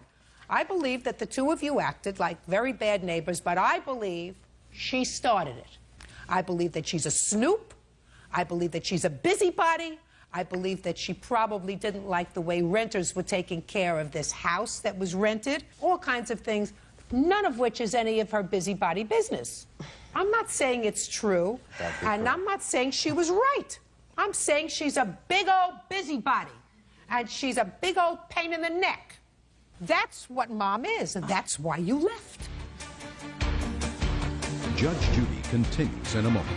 She's a busybody who's got nothing else to do with her time but mind other people's businesses. But that is not a lawsuit. But she harassed us. And listen to me. No, CPS coming over not once but twice, pulling our children out of school, checking their bodies. Listen to me. You're absolutely right. She says I was concerned over a 16-year-old. No, she thought he was 13. Pay careful attention to what I'm saying to you. You, A, have no proof that she called CPS twice. She acknowledges she called once, not twice. You have any proof she called twice? You have any proof she called twice? The answer is yes or no. No. All right. The fact that they took your children out of school is very unfortunate. She's a busybody. She's just been dressed down in front of 10 million people. Yep. And she had no right to do it. That is not actionable unless you can prove some sort of malice, which you cannot. And the way you respond to that is not bleaching her lawn. We didn't do that. Okay, I find that you did. Did you move? Yes, ma'am. Are you happy? Oh, yes. Goodbye and good luck. Have a happy life. And Miss State, you're not always going to get neighbors that you like. Mind your own business. You're a big girl. That's all. Parties are excused. You may step out. 22-year-old Jason Wilson is suing his ex-boyfriend, 22-year-old Jorge Mina, for medical bills and punitive damages from an assault. Jorge says Jason started a fight with his mom. Order. All rise. Snuck up on me. Yeah, this is case number 381 on the calendar, the matter of Wilson versus Mina. Thank you, Bert. You're welcome, Judge. Parties have been sworn in. You may be seated. Ladies, have a seat, please. Mr. Wilson, according to the complaint that I read, you and Mr. Mayer had been partners for some time. That's correct. And after the two of you went your separate ways, you had asked Mr. Mayer to take care of your cat. Temporarily, yes. You ascertained at some point that Mr. Mayer had taken your cat to the pound, and you went over to his home that he shared with his mother. I assume this is your mother, yes, sir? In order to retrieve the cat's cage or box so that you could go and retrieve the cat from the pound. Correct. And at that time, according to you, Mr. Mayer assaulted you. You have medical bills, you have lost wages, and you want to be compensated for the assault. Mr. Mayer says that you became aggressive with his mother and that he was merely defending his mother. That is true. When did you and Mr. Mayer officially break off your relationship? It would be in September of 2004. But you remain friends? I would say acquaintances. When did you ask him to take care of your cat? That would be in August of 2005. You called him? That's correct. Is that correct? Yes. And what did he say when he called you? Well, when he called me first about the cat to me, he told me... Don't tell me what it was. Just tell me what he said to you, Mr. Mayer. The cat's alive. It's not dead anymore. It's alive. I want you to take care of the cat because I can't take care of it anymore. And I'm like, the cat's alive. What? You told me it was dead for the past 6 months. Well, now it was alive. So he asked you to take care... Shh. So he asked you to take care of the cat. Yes. Did he tell you why? He couldn't keep it where he was living at that time. Did he say it was a temporary arrangement? Yes. And you said okay? No. What did you say? I said my mom didn't want any more cats. I already had one cat. I told him, don't bring the cat over. He kept insisting, I need the cat over. I'm going to bring it. I'm going to bring it. I'm not going to be home. You know, it used to be my baby, but not anymore. So he brought the cat over anyway? Yes. Who was home when he brought the cat over? My brother. Is that right, sir? Yes. And you left the cat in August of 2005. Do you remember when in August? August 27th. How long did you keep the cat, sir? 2 days. And what did you do with it?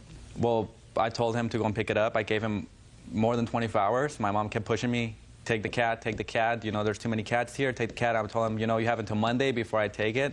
That happened on a Saturday night. I found the cat on Sunday morning, 1 in the morning when I came back. It was in the backyard with nobody's permission. I couldn't believe it. I was in shock. I don't care whether you're in shock or not. We're going to get through this part of the story and get to the assault in a minute.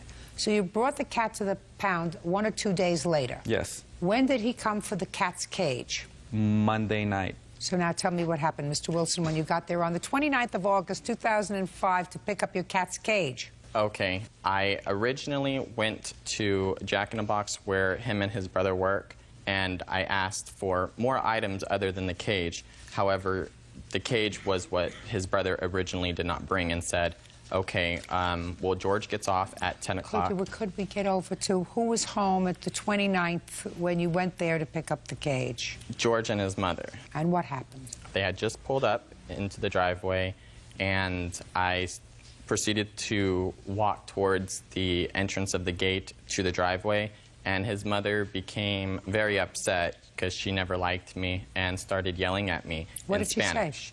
I don't know what she was saying because she was speaking Spanish, and I just avoided her. George proceeded to walk towards inside the garage to get the cage for me, and his mother kept yelling and yelling. I did get out of line, and all I did say is I called her the B word. And so George came and charged after me and said, "What did you call my mom?" striking me several times. Where did he strike you? In my face and in my head, on my head. And I ran towards the main street, and he ran after me. He caught me, basically, and started hitting me more, caused me to fall. I passed out. A neighbor seen me and came to my attention and waited for the paramedics to get there. You have a hospital report? I do. You have a police report? I do have some memos. It states that there was a police report made. Let me see, please. And this is the original hospital where it says alleged assault, where I was Let me just see. there for 2 days. How long were you out of work? It was from August 29th to September 29th, so a month. Were you ever taken into custody, Mr. Mania? Any police officer ever speak to you? Oh, they did at the house, but that's about it. Did you pursue this matter with the police, Mr. Wilson? I did not proceed to convict or press charges due to I didn't want to ruin it for him on becoming a legal resident, and that's why I didn't. Step up, please. Your mother speaks Spanish? Yes. Can you tell me your name? Yes, Your Honor. Samantha Lubrani. I'm a certified court interpreter. Mrs. Mania, what did you say to Mr. Wilson when he came to pick up the cat's cage? ¿Qué le dijo usted al señor Wilson cuando él llegó a buscar la jaula del gato? Estaba dentro de mi propiedad. I was on my property. Sin mi permiso. Pardon me, he was on my property without my permission. Yo le dije, ¿qué estás haciendo aquí? I said to him, what are you doing here? Él dijo, vengo a recoger esto, el cage del gato. He said, I'm coming to pick up this, the cat's cage. Se lo había dejado Jorge horas antes fuera de la casa.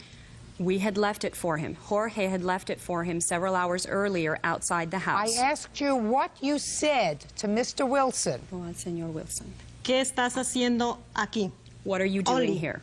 What else did you say to him? ¿Qué más le dijo usted a él? Nada más. Nothing else. I don't think I believe you. Parece que no le creo a usted. Judge Judy continues in a moment. You just told me, sir, that the reason you hit him is because he called your mother a name. But when he was saying that he was coming towards us, he was coming towards us, Your Honor. Mr. Mania, she's a liar, and so are you. And later today, 6 months, you had the car and didn't make a payment. Go ahead, Jamil, explain to her. Mr. Linares, if you talk out of turn again, I'm going to throw you out. You want me to do that? No, ma'am. real cases, real people. Judge Judy. Jason Wilson says ex-boyfriend Jorge Mina owes for damages from an assault.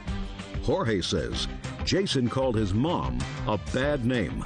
I don't think I believe you. Parece que no le creo a usted. No hablo inglés. I don't speak English. Then how do you know what he said to you? Entonces, ¿cómo sabe usted lo que él le dijo a usted? Únicamente le dije, ¿qué estás haciendo aquí? Mi hijo le dijo en inglés. Únicamente. All I said to him was, what are you doing here? And my son spoke to him in English. That was all. And I'm telling you that I don't believe you. Y yo le estoy diciendo a usted que no la creo. I believe that you got into Yo creo que usted sí a shouting match with Mr. Wilson tuvo una discusión a gritos because you con- were unhappy that he brought the cat to your house in the first place. que le había dejado el gato al principio. You were unhappy with his previous relationship with your son. Relación que él había tenido con su hijo. No. No. No es cierto. That's not true. No. Did Mr. Wilson call you a... El señor Wilson sí le dijo. Yes. You want me to believe that Mr. Wilson called you a... because you said to him, what are you doing here? Solamente. Eso tendría que That, just to answer my question.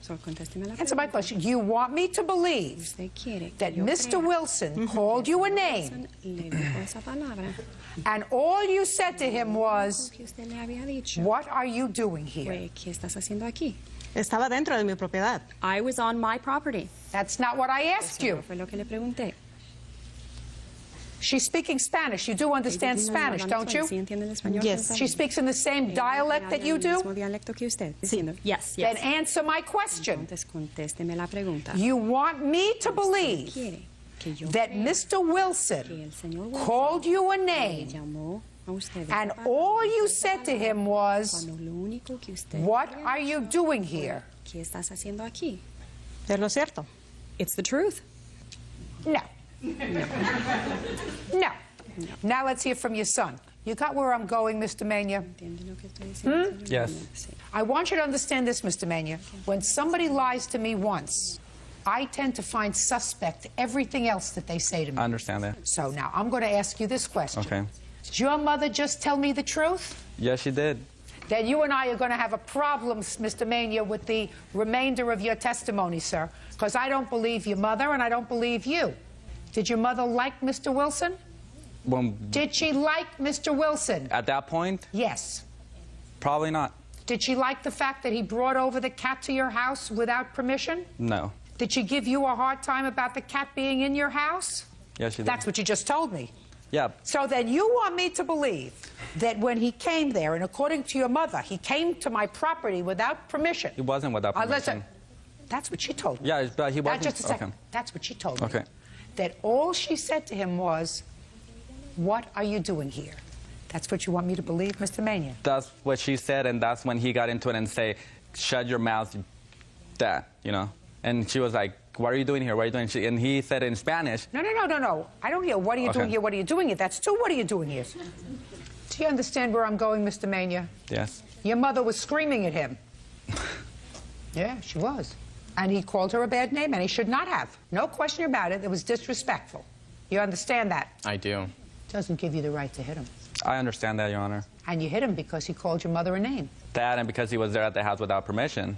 You just told me a moment ago he wasn't there without permission. You just said that to me, which means he had somebody's permission, because your mother just said to me that my son left the cage out for him. That was hours before. Hours before. What difference does it make? You said, come and pick up the cage. I'm going to leave it out for you. So he had permission. So now you're telling me that the reason you hit him is because he called your mother a name and because he was on your property without permission. Yes. You can't do that. I understand that. And you are responsible then for all of his injuries, because in addition to that, not only did your mother lie to me, but you lied in your answer. Because in your answer, you say, when plaintiff became hostile and aggressive towards my mother, he came at her, so I hit him. He was when... No. That's not what you just told me. That's what you put in the answer. You just told me, sir, that the reason you hit him is because he called your mother a name. You got angry. But when he was saying that he was coming towards us, he was coming towards us, Your Honor. Mr. Mania, she's a liar, and so are you. You either lied to me just now when you say that the reason you hit him is because he called your mother a name, or you lied in your answer. Because here you would have said to me, I became frightened because he became very aggressive. He came towards me in a stance, towards my mother, in a stance that I thought that this guy, who you outweigh probably by 25 pounds, was going to hurt me or my mother. So in self-defense, I hit him. That's not what happened, Mr. Mania. What happened is you got angry because he called your mama a name, and you hit him. And you got so angry that you chased him down the street, and you hit him again. And you're going to pay for his injuries, and you're going to pay for his lost wages, and you're going to pay for his pain and suffering, because you have absolutely no right to do that. Sticks and stones break your bones. Names will never hurt me. Judgment for the plaintiff in the amount of $2,000. That's all. Parties are excused. You may step out. He wanted my friendship, so I guess the cat would have been a way to have a friendship with me or something. He can't deal with his anger. He can't deal with the past. It's been going on for a while, and I want it all to end, and I hope this will be the end of it. I really honestly don't see it, but I'm going to pray. And now the next case. All parties in the matter of Linares versus Rivera. Step forward. Annie Linares is suing her former friend, Jamil Rivera, for the remaining payments on a 2005 Nissan Altima. Miss Linares, you purchased a car. Shortly after you purchased the car, you realized you couldn't afford the car. Something happened with your job, I don't know. Mr. Rivera was a friend of yours. He had a very expensive car that he was renting, and so you worked out an agreement with him that he would take over the payments on your car and he would drive it. And within a period of time, a year or so, he would get a loan in his own name, put the car in his name, and you would be out of the debt that you had on the car. According to your complaint, Mr. Rivera paid for a while, then stopped paying, and the car was repossessed. You want the money that it will take to get the car back from the finance company. That is correct. Mr. Rivera says he was merely helping you out and you were going to lose the car anyway. That is correct, Your What Honor. kind of car is it? It's a Nissan Altima 2005 Touring Series. What were the monthly payments on the car? $491.05. How many payments did you make on the car? I bought it in April. My first payment was in June, and I paid July and August and September. And then Mr. Rivera took over? That is correct. What month did you take the car? On July. What month did you make your first payment? On July. She said she made 4 payments. She paid June, July, August, and September. She made 4 payments. No, she didn't. You have proof that you made 4 payments? I made payments with my check for the car. The time he took the car was in September, and I recall it very well, Jamil, because my daughter's birthday was September 22nd. Listen to me. Don't talk to him. Okay? Talk to me. Let's say he took the car in September. When did you stop making payments on the car? Stop making payments around May. Did you make all of the payments consistently? Because she has all the paperwork. So did you make all the payments consistently from September of '04, at least, until May of '05? Yes, Your Honor. There were some of them were late. How late? A month. Well, that's a lot late. That's not correct, late. Late is a day or 2 or maybe a week. Late is not when you have to double up payments. Correct. You bring me proof that you made those payments? No, I don't have the proof right now because I was rushed to the airport. What, are you kidding me? If you don't have proof, sir, it doesn't exist. What you do is when you know you're being sued, you gather up all your stuff and you don't go to court until you have it. When were you notified of your court appearance, sir? Approximately 2 weeks ago. So I'm going to repeat again, Mr. Rivera. If you don't have the proof that you paid from September '04 until May of '05, it doesn't exist. When did he stop making payments? The last payment was made on May of '05 for $900. And the check of June and July bounced.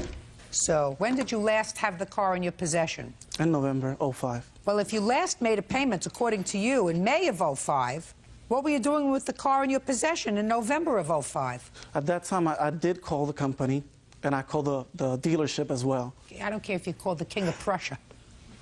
What were you doing with the car in your possession, sir, if you didn't make payments May, June, July, August, September, October, 6 months?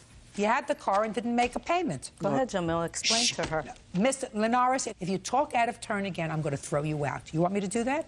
No, ma'am. Well, I will. I will. You did the wrong thing.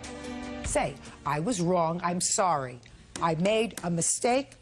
I didn't do the right thing to her because we had an agreement and I didn't follow through with my agreement and there was no excuse for it. Because if I couldn't afford the car, I should have returned it to her in May.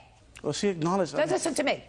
I'm sorry, I made a mistake. If I couldn't afford the car, I should have returned it to her in May. Okay, I'm sorry. That's better.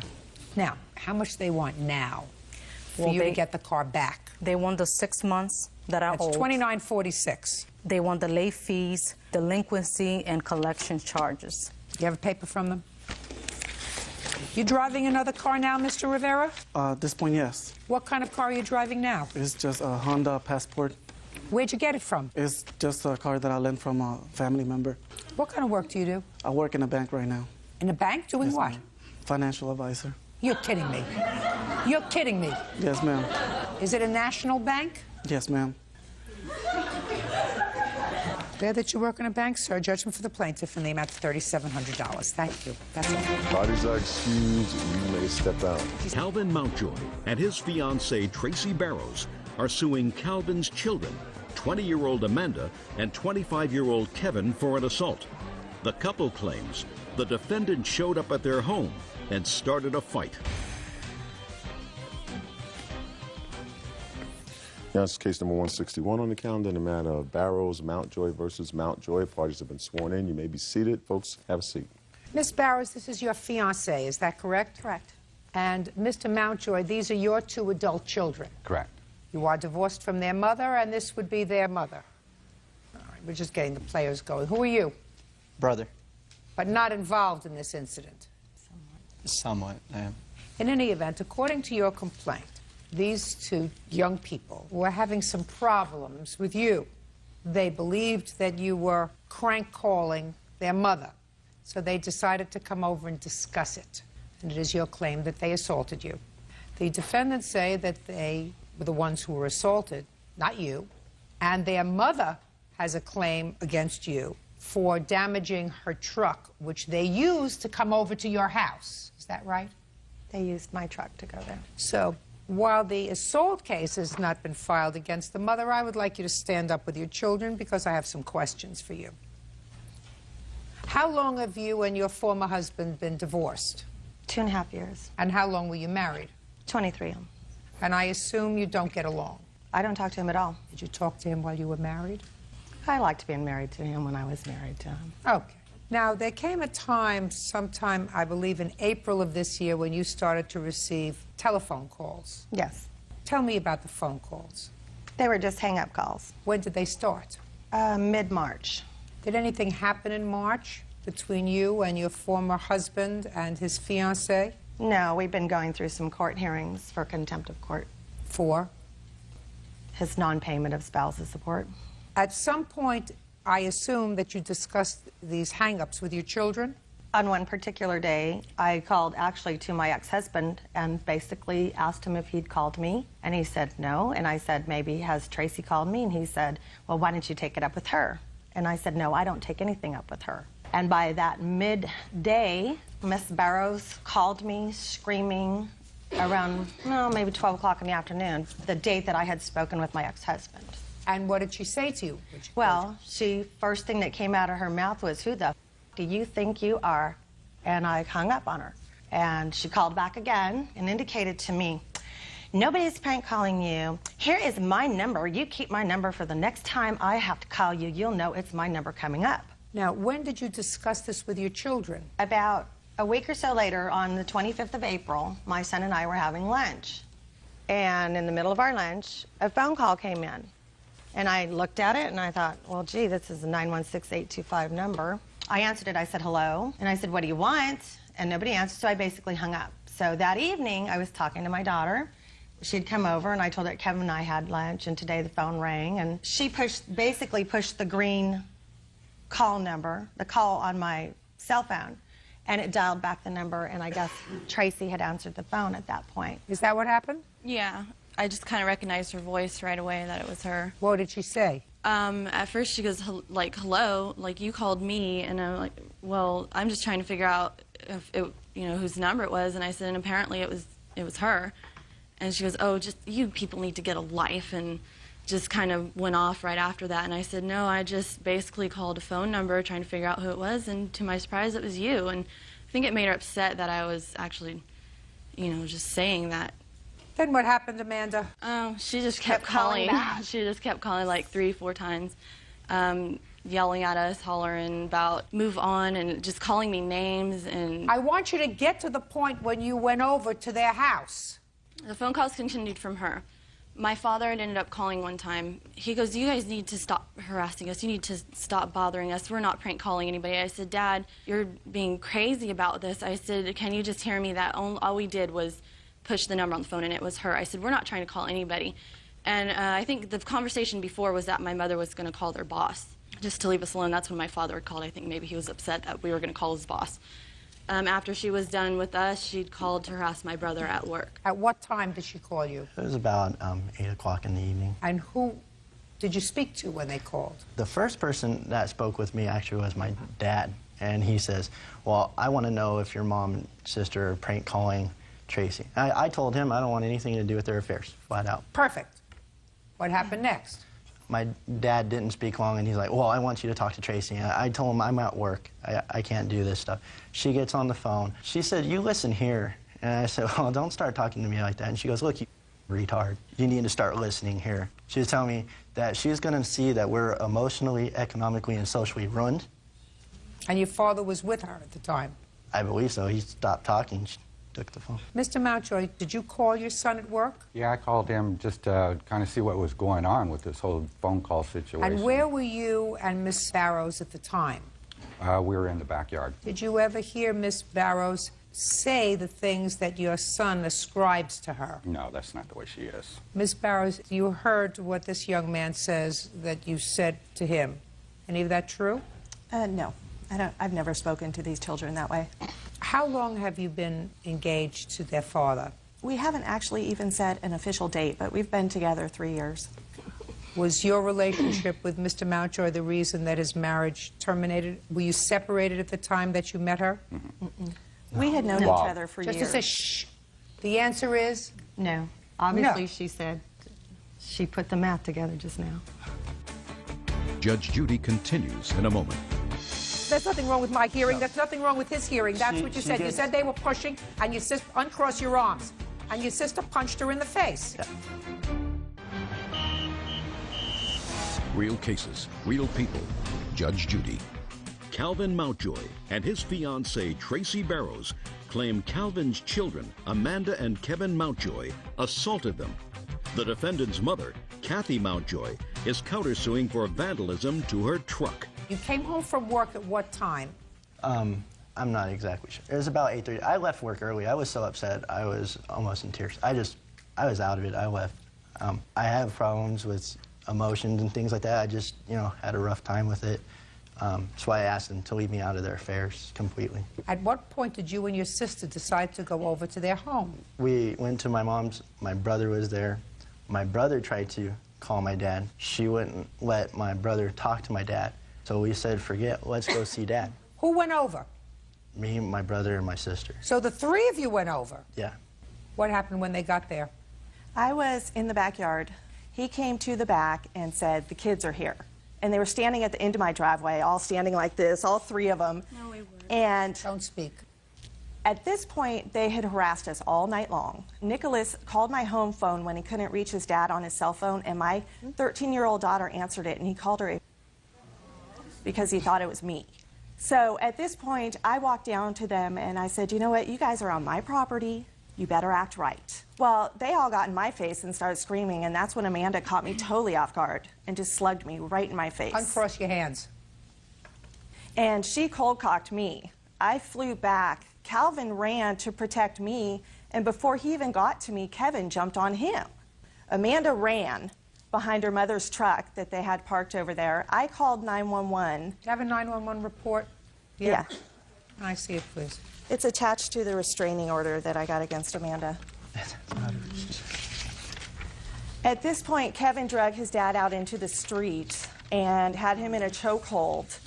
Nicholas intervened and pulled Kevin off of his dad. Well, then Nicholas turned on his dad, and his dad's trying to fight both of them off. Everyone's running around. It was just pure pandemonium. It was crazy. Did you have any injuries as a result of this? My eye was bruised, my lip was fat, My nose was bleeding. Did you take any photographs? I have one photo of my face 3 days after. I'd like to see it. And we also have phone records proving that we never called them. I'd like to see your cell phone. I have mine and Calvin's phone records going all the way back to February. I'd just like to see April. You have your phone records? No, we don't have paper phone records. Okay. Now, what was the number, Miss Mountjoy, that you say came up on the phone? Or I don't call them. I don't know the numbers by heart. If I had my purse with me, I'd be able to look at my phone and indicate which phone. On the 25th of April, 209-506. Who is that? It's me. You called him 1, 2, 3, 4, 5 times. Every time she answered and hung up, and then there's a couple of those where I left messages before I left to let him know that we were coming to his house. Oh, yeah. Just a second. Messages. You called and said you were coming to the house, but that wasn't until after 8 o'clock, sir. Yeah. There's... That wasn't until, I'm talking about 7 o'clock. Whose telephone number is 209-85? That's mine. You called your father 1, 2, 3, 4 times that evening. Your mother can sit down now. You can stand up. You were there. Now I'll hear your version of the story. We wanted to talk to our dad. That's it. Well, why didn't you wait until things cooled off and speak to your father the next day, perhaps the three of you calling him and saying, listen, Dad, could we meet for lunch? Because we would like to talk to you. Because we were upset. Right. Don't Speak. That's what your mother should have told you. Because clearly the three of you don't have a judgment among you. There are lots of people that get divorced. Can we speak? Yes. But try to listen to what I'm saying to you. We understand, but this whole time, with her side of the story, we don't get to tell ours, and all Listen it sounds to me. like... It's very easy. They did not come to your house. That's not her That, house. it's not her house. That is where they live. I was invited to dinner just that weekend before. Listen to me. Like nothing was wrong. You don't get it. You were invited there for dinner the week before, which is a nice thing. On the night of April 25th, you were all going there because you were upset and angry. Even if now, we waited till you the next go, day, she you still get didn't into answer your the phone. mother's truck, and you go over to the house so that your father shares with his fiancée. And who's going to tell me what happens? We go over to his house. We're calm. We want to talk to him. You're not calm. Okay. Well, Don't tell me you're calm, because that's a lie. We're not calm. We're upset. Right. Okay, fine. Okay, fine. Okay, good. But we go over there. My brother goes up the driveway to see my dad. He has the garage door open. He comes out and puts his arm around my brother, says, what's going on? Then we get out of the truck and we go up there. He's asking what the hell's going on. Just a second. That's not true. Because according to your mother, and according to the testimony that I've heard, your father said, I haven't been calling you. Your mother said, well, what about Tracy? And he said, I know about Tracy. Speak to her about it. So your father wasn't in a bubble. He knows what's going on. I have the phone records here to prove that. Tracy comes out of the house and starts pushing my sister and calling her and all these other names. My sister's getting pushed. My sister pushes her back, and she punches Tracy in the face. No, it Well, didn't happen. Don't speak. I'm not talking to you now. And So far what we have is the two girls pushing each they're other. pushing each other. Yeah. And your sister punches her in the face. No, it's not what happened. Well, Did you hear what I said? I said don't speak. He's telling me, I'll hear you. Okay. That's what your brother said. okay. That's what you said. Okay. So, There's nothing wrong with my hearing. no. There's nothing wrong with his hearing. That's She- what you she said. You gets- said they were pushing, and your sister, uncross your arms. And your sister punched her in the face. my dad goes over to my sister and hits her in the face. He hit me first. So, I grabbed him, and I'm holding him down on the ground. I go to let him up, and he tries to kick me as I'm getting up. Well, my brother gets in between us and tries to break up my dad and I and get everything straightened out. Well, my dad's chasing me back to the truck, so my brother gets in between to break us up. My dad tries to grab my brother and pick him up, but he can't. So my brother picks him up and throws him to the ground. My dad is screaming and yelling and kicking the truck. He has my brother pinned up against the truck. The cops come. The cops tell us nobody's pressing charges. Just don't have anything to do with each other anymore. Everybody agrees. We're not even 5 minutes down the road. Tracy already is calling my brother's cell phone and already called my mom. So actually, their dad had called them when they left. I called Kathy and left her a message because she never answers her phone, and I told her, you know that you caused all of this. Just a second. Well, if you left her a message, it would be on the machine. Where's your cell phone? Where's the machine? My cell phone. I erased all the messages from Why her. did you do that? I didn't know it was going to come to this. What do you mean you didn't know it was going to come to this, madam? You alleged harassment on the telephone, and you have something that would clearly support your statement that you've been harassed on the telephone and you erased the messages? You're too smart for that. Now, I'm going to ask you a couple of questions. How could you have avoided what happened that evening? Turned our phones off. No. How could you have avoided what happened that evening? What she wants to hear is, we shouldn't have went. Right. That's not right. That's right. That's what could have avoided all this stuff. Because the fact that you live with your mother, and your mother is angry that your father is no longer there, clearly impacts upon the peace in your home. But that's an old story. That's a story that, put your hand down, that I've heard for 30 years. The question is, if you wanted to avoid trouble, you shouldn't have gone over there that night. So it was your fault. It was, no, Miss Stupid over here doesn't think it was her fault, but I'm telling you it was your fault. We can't even call him. Even if we Listen did call to me. to have dinner with him the He next works, day, she would answer it. No. Your father is not retired and he's not in a convalescent home. He has a job. No, she works there. She answers the phone. She answers the phone? Yeah, Yes. she's the secretary. She's the secretary. Just a second. So you, just a second. And I'm not a secretary. What are you? Do you have, let me tell you something. He doesn't love your mother anymore. Get over it. That doesn't mean he doesn't love you. He doesn't. That doesn't mean he doesn't love you. That he doesn't want to see us anymore. That's basically what I want to hear. You are so fixed and so limited that it's going to be impossible for anybody, including me, to get through to you. The only thing I can say to you, the three of you together, is if you had not gone over there, stop playing with yourself. If you had not gone over there riled up on April 25th, this whole thing would not have happened. If you had taken a deep breath, counted to 10, and said, tomorrow, if I want to talk to my father, who looks like a very nice man. You look like a nice man. If you don't think he's a nice man, that's up to you. Don't have anything to do with him anymore. But don't go over to his house at 9 o'clock at night where he lives, belligerent, upset, and the first blow that was thrown came from her. No, that's what your brother said. No. That's what your brother said. That's not what she said. He hit me first. No, listen to me. That's not what your brother said. The only reason he restrained my father is because my father hit me first.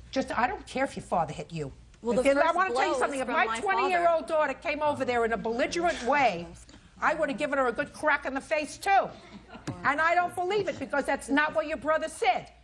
So, I don't know, quite frankly, Mr. Mountjoy, what value it is, other than the fact that you've gotten it out of your system, it is to sue them. Can I give you monetary damages? Sure. Can I say to you, you've been vindicated that they were stupid to come over there that evening? Absolutely. On your lawsuit, each one of them is going to give you $10. And they've gotten my response to what they did. Now I'm going to deal with their mother's car. Their mother's car should never have been there. And if it was dented that night as a result of this altercation, then their mother's going to fix it. You're not going to fix it. So your counterclaim is dismissed. Go home.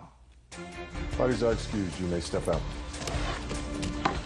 19-year-old Marcus Mahaffey is suing his estranged mother-in-law, Patricia Strong, for setting his clothes on fire. Patricia denies the charge. Quiet in the courtroom, please. Your Honor, this is case number 167 on the calendar in the matter of Mahaffey versus Strong. Parties have been sworn in. You may be seated. Ladies, have a seat. Mr. Mahaffey, the defendant is your mother-in-law. You are currently separated from your wife. I assume this is your wife. Yes. And you have one child together. Yes, ma'am. I gather from your complaint that you, your wife, and your baby were living with Miss Strawn in her home. Yes, ma'am. And then there was some altercation involving you and your wife and your baby.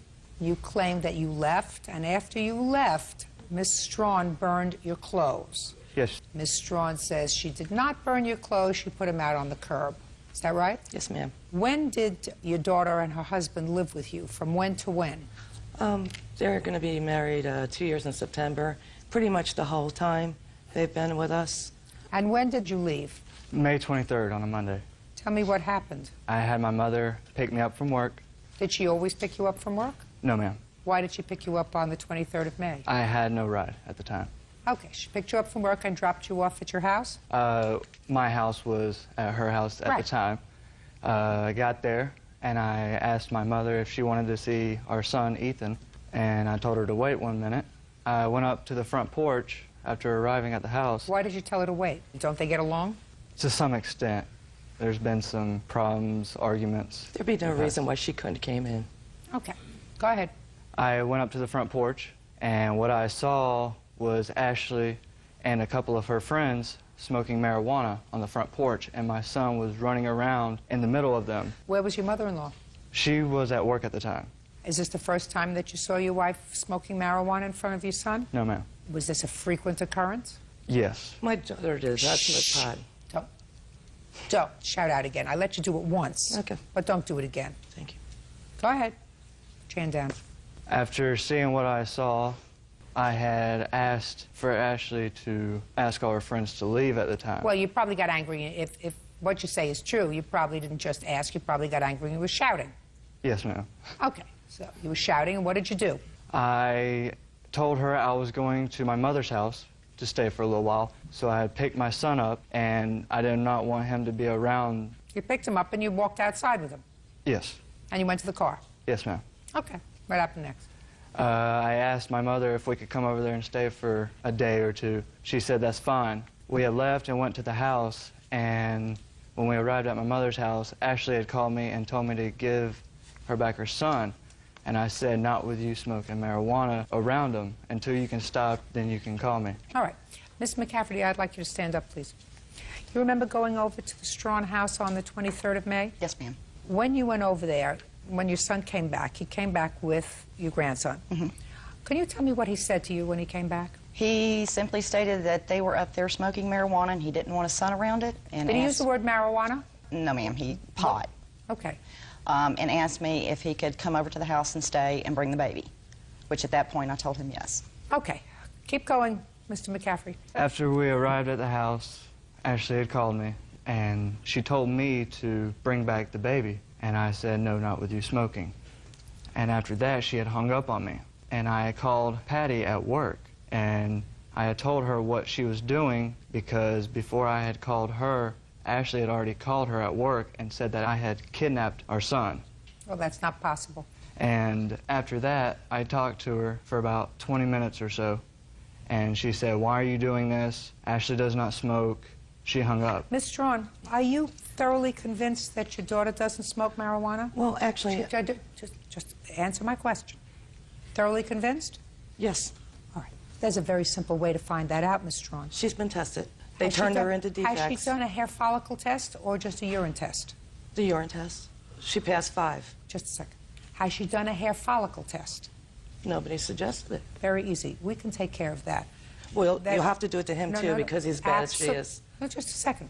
I'm not interested in him right now. I'm interested in your daughter. Urine test is nothing. But a hair follicle test will demonstrate when you smoked, how much you smoked, and it stays in the hair follicle for up to a year. So you understand that if I order a hair follicle test, if your daughter consents, the results of that test can be sent to any domestic relations court when there is an issue of custody and or visitation. You understand that? Yes, I do. Now go and discuss with your daughter whether she's prepared for us to take a sample of her hair and send it to our laboratory. Go ahead. Like go I ask said, her. ma'am, if you go, do it to him, no, too. just, he's not an issue. Really? Yeah. Fine, we'll do that.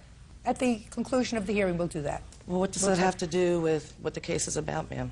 Well, it has a great deal to do with the case, madam, because what you're saying is that your daughter doesn't smoke marijuana, therefore the story that he just told me about going up to the porch and seeing her is a lie. That's what you're telling me. Yes, ma'am. And I'm saying, well, there's a very easy way to figure that out. It has nothing to do with whether he smokes marijuana or not. It's whether your daughter did, and you are committed to the fact that she does not. Right. You want to smoke dope, that's your business, but don't smoke dope in front of your child. I don't, ma'am. Or be around friends who do. We weren't smoking pot, ma'am. What were you doing? Sitting there talking, and he took the baby without a car seat and left. And then at 6 o'clock in the morning, told me to come and get him. Does he smoke marijuana? Yeah, he smokes crack, too. Just a second. Smokes marijuana? And you never... Stand up. Stand up. And what you're telling me is you never did it with him? Yes, ma'am, I will admit to that. All right. That's all I'm asking you, my dear. So your mother is mistaken. Is that right? Yes, ma'am. She's been. That's all I wanted to know. That's it. That's the issue. Now you can sit down. You got it. Your daughter does smoke marijuana. She didn't tell you, but she smoked it with her husband. She says he smokes other things, too. I didn't ask her about the other things, but she clearly smokes marijuana. Now we understand each other, Miss Strawn? Oh. Judge Judy continues in a moment. You're supposed to stay out of it. This genius picked this genius. The only problem... Well, this is your genius, Miss Strawn. And later today... You have anything you want to say to me, sir? He didn't say nothing. I'm not speaking to Well, you. he's not going to say anything. I'm not speaking to you! Well, I'm speaking to you. I'm telling you, he won't say nothing. Real cases, real people. Judge Judy.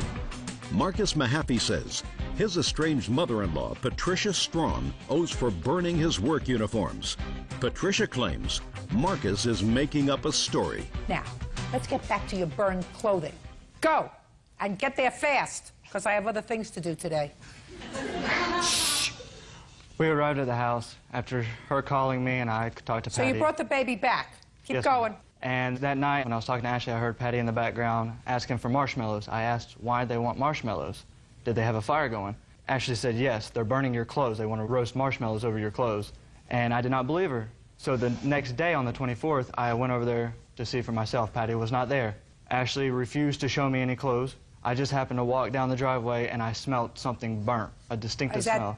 burnt clothes? Yes, ma'am. Okay. You want to show me one piece of the burnt clothing? I don't have to see the whole thing. Your Honor, who's to say that he didn't burn his own clothes? Me. After everything he's done to me. Me. I'm to say. Okay. I'm to say. Because I read your answer. Got it. Okay, you can put it away. Okay. Ms. Strawn says that she took your clothes and she put them out by the curb. Yes. Right? Yes, I did. You can't do that. Why? Because he's a resident of your home, and you have an obligation to hold on to his property until he comes to get it, unless he... Put your hand down. Unless he abandons it. You have no right to take his clothes and put them on the curb, because if you took them and put them on the curb and somebody else came by and burned them, you would be responsible. You have no right to do that. But he has never so much as paid a cent living I in my don't house. care. You allowed him to live in your put it home there. for I 2 didn't years. want him I'm near me. speaking to you. He lived in your home for 2 years. Don't get in the middle. You're really dumb if you get in the middle, especially if you have 2 children who are babies themselves, and I probably believe you that both of them smoke pot and whatever else. So it's very possible that you 2 mothers-in-law and grandmothers are going to have to be responsible for this baby at some point, because certainly they're not responsible. And I would suggest that you try to maintain reasonable relations. He's allowed to take his child. No, he's not. There's a TPO No, against him. listen to me. At the time he took his child, there was no custody order. And in this country, the United States of America, one parent does not have any priority over custody over another when the 2 people are married. But it didn't have anything to do with him pulling up with pot. He wanted the baby, had his mom waiting in the driveway. That's what he did. Miss Strawn, you weren't there. And the fact that you are so committed to the baloney story that you have concocted in your head, because I believe her when she says that when he came back with the baby and said she's smoking pot on the driveway. I believe he said it. You don't believe it? I don't, ma'am. That's your problem. In any event, you have to pay for his clothes. How much were the clothes worth? The total for the uniforms was $508. What kind of uniform? My work uniforms. What kind of work? The job he doesn't have anymore. Mechanic. You really... He just got out of jail, for God's sakes. You are really thick. You really think you're not paying attention to what I'm saying to you? I'm paying attention. No, you're not paying attention to what I'm saying to you. What I'm saying to you is you're supposed to stay out of it. This genius picked this genius. Yeah. The only problem... Well, this is your genius, Miss Strawn. If he's no bargain, that's her problem. This genius belongs to you. She made a baby with him. He's not going to be out of your life. And that doesn't give you the right to vandalize his property. Judgment for the plaintiff for the amount of $508. That's all. Parties are excused. You may step out. I think it was the right decision because what she did was wrong. I don't care what he says. I didn't burn his clothes. I wasn't smoking pot in front of my child. My wife was on the phone, and I heard her in the background saying that she was burning them. That's not even true because Ashley wasn't even there. That's hard to get young people to handle situations in an adult manner. He's crazy. There will be nothing between us except for my son, and I'm going to try to get custody of him. He's not going to get him. And now the next case. All parties in the matter of Nuno versus Torres. Step forward, please. Juanita Nuno is suing her daughter, Carolyn Torres, for a loan to bail her grandson out of jail. Juanita says she may lose her home to foreclosure. Ms. Nuno, this is your daughter, and according to your complaint, you made your daughter a series of loans. She hasn't paid you back. Your daughter says, yes, it's true that you gave her some money. They were gifts. You do that to all your relatives, and you're singling her out for repayment of these gifts because she had a fight with your other daughter. Is that right, Miss Torres? Yeah, that's right. What did I just say? I owe her money, I guess. I don't know. Yeah, I don't know. They're gifts. To me, they're gifts. I heard what you just said. Are you okay? Yeah, I'm okay. Did you have anything to drink today? No, I don't drink. You use any drugs today? No, I don't. Well, then explain to me what your problem is, Miss Torres. I don't have a problem. Who is that? My kid's father. Do you live with him? When I want to, I don't know, when I want him there, I guess. Step up, sir. What's your name? Anthony Torres. How long have you been with Miss Torres? About 20, 21 years, off and on. Do you work? Yeah. Does your wife suffer from a disability? No. Well, is there something wrong with her today? She seems to be out of sorts today. Well, because I don't think she should be suing me, that's why. Why did you agree to come here? I don't know. Did you discuss coming here with your wife, Mr. Torres? Yeah. Why did she come? Because it's a lawsuit and she needs to come. Juanita Nuno says her daughter, Carolyn Torres, owes for a loan for bail. Juanita says she posted her grandson's bond after he was arrested for burglary. Now, if you've been with Mrs. Torres for 20-some-odd years, then you are the father of this young man who got himself into trouble last year? Yes, I am. And the first loan, according to you, Miss Nuno, was for bail for your grandson. Yes, it was. What was he arrested for? The jack broke into a school. So he was arrested for burglary? Yeah. Did you call your mother and ask her for bail? Yeah. What did But you say he called to her? her first, though. He called, and I called after. Who called? I think my son called first, and then my niece called me, and then I called her back. And when you called your mother, what did you say to her? Bail him out. I don't have the money. And what did she say to you? She said, what happened? I explained to her what happened. The jack broke into a school, so can you bail him out? She does everybody else, so I figured she'd do him. Why didn't you bail him out? Like I said, I don't have the money. Well, how do you support yourself? By his child support checks. Well, you live together. Why does he send you child support checks? Well, when I want to get, I'll call him. He doesn't really live with me. Miss Nuno, you really expect her to pay you back? Yes. From what? She applied for Social Security, and she was supposed to... What was the nature of her disability? She has arthritis in the spine.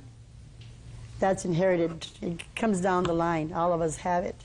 So she applied for Social Security disability. Yeah. And they were going to grant it to her. All she needed to do was take a physical exam. So you expected her to pay you back out of her disability from the government?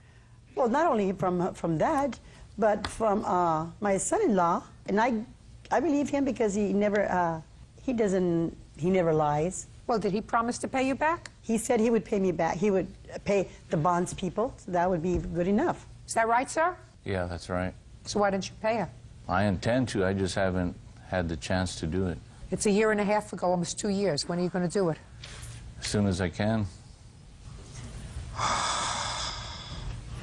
So after they didn't pay you the $1,600, 6 months later you gave her another $2,000. You want to tell me why? Because I beat her daughter. That's why. That's exactly what happened.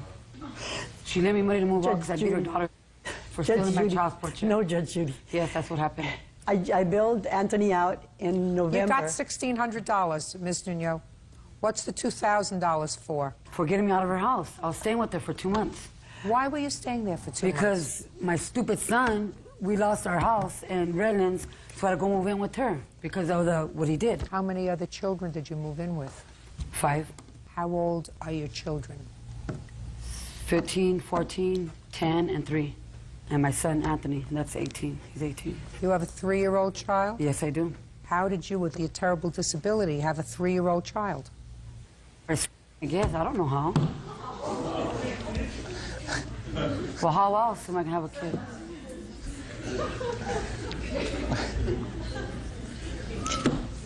Judge Judy, you wouldn't believe it. You will not believe this.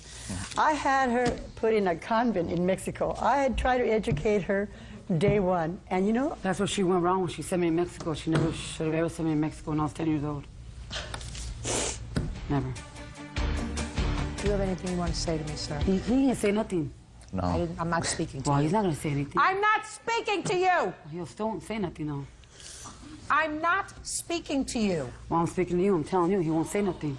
Listen to me very carefully, Miss Torres.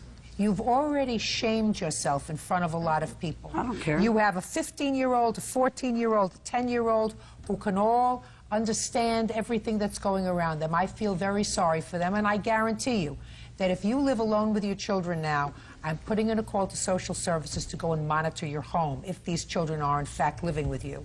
Are they living with her? Are the children living with her? Yeah. Well, somebody's going to monitor it. You're not there, is that right? Most of the time, no. Listen, Ms. Nuno, there is no question in my mind that having spent 10 minutes with your daughter, you had no reasonable expectation that that $2,000 was going to get repaid to you. Maybe the bail money, because you say that you had confidence in your son-in-law, and he says that he agreed to pay you back and he just hasn't gotten around to it yet. Mr. Torres, you have to find something to do with your time other than make children, sir. You have enough children. You have 5 children. And based upon what I've heard, you're not doing too well. And neither are your children. So you have to find some other way of occupying your spare time, like getting a second job, so you can support everybody, so they can all live together and not scam the government anymore. Do you understand me, Mr. Torres? This is all one huge scam you've been living with her.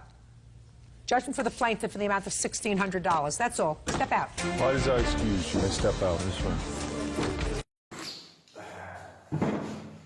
जी दोस्तों, आज हमारा topic है हम अपने Edson की identity को कैसे verify करें। इसके लिए क्या ज़रूरी है और क्या हमें किन बातों का ख्याल रखना चाहिए। कुछ लोग सिर्फ एक ही एडसन अप्रूव करते हैं अपनी पूरी लाइफ में, मतलब एक यूट्यूब चैनल होता है बस उसमें का। तो कुछ हैं जो बहुत ज़्यादा एडसन वेरीफाई करते हैं।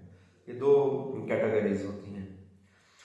सबसे पहले जो एक ही मतलब एडसन बनाते हैं, तो उनके लिए ये है कि अपना आईडी कार्ड जो वो यूज़ करते हैं, पर्सनल यूज़ कर लेते हैं, वो एक दफ़ा यूज़ हो जाता है और आईपी भी एक दफ़ा यूज़ होती है। वो डेफिनेटली जीमेल भी अपने नाम से बनाते हैं और तो इतनी कोई कम्प्लिकेशंस नहीं आती। जो करते हैं बहुत ज़्यादा बल्क में काम और एडसन भी ज़्यादा अप्रूव कराते हैं और उनके पास बार बार आईडी कार्ड्स को भी यूज़ कर लेते हैं, एक ही आईपी पे काम कर रहे होते हैं, तो उनको एक चीज़ फेस करनी पड़ती है। आपने अक्सर देखा होगा आपकी आइडेंटिटी फेल हो जाती है। अक्सर आपने देखा है वो इन प्रोग्रेस चली जाती है और कुछ दिनों में वो फेल हो जाती है। मेरे साथ ऐसा हुआ है, तो मैं स्पेशली उनके लिए वीडियो बना रहा हूँ।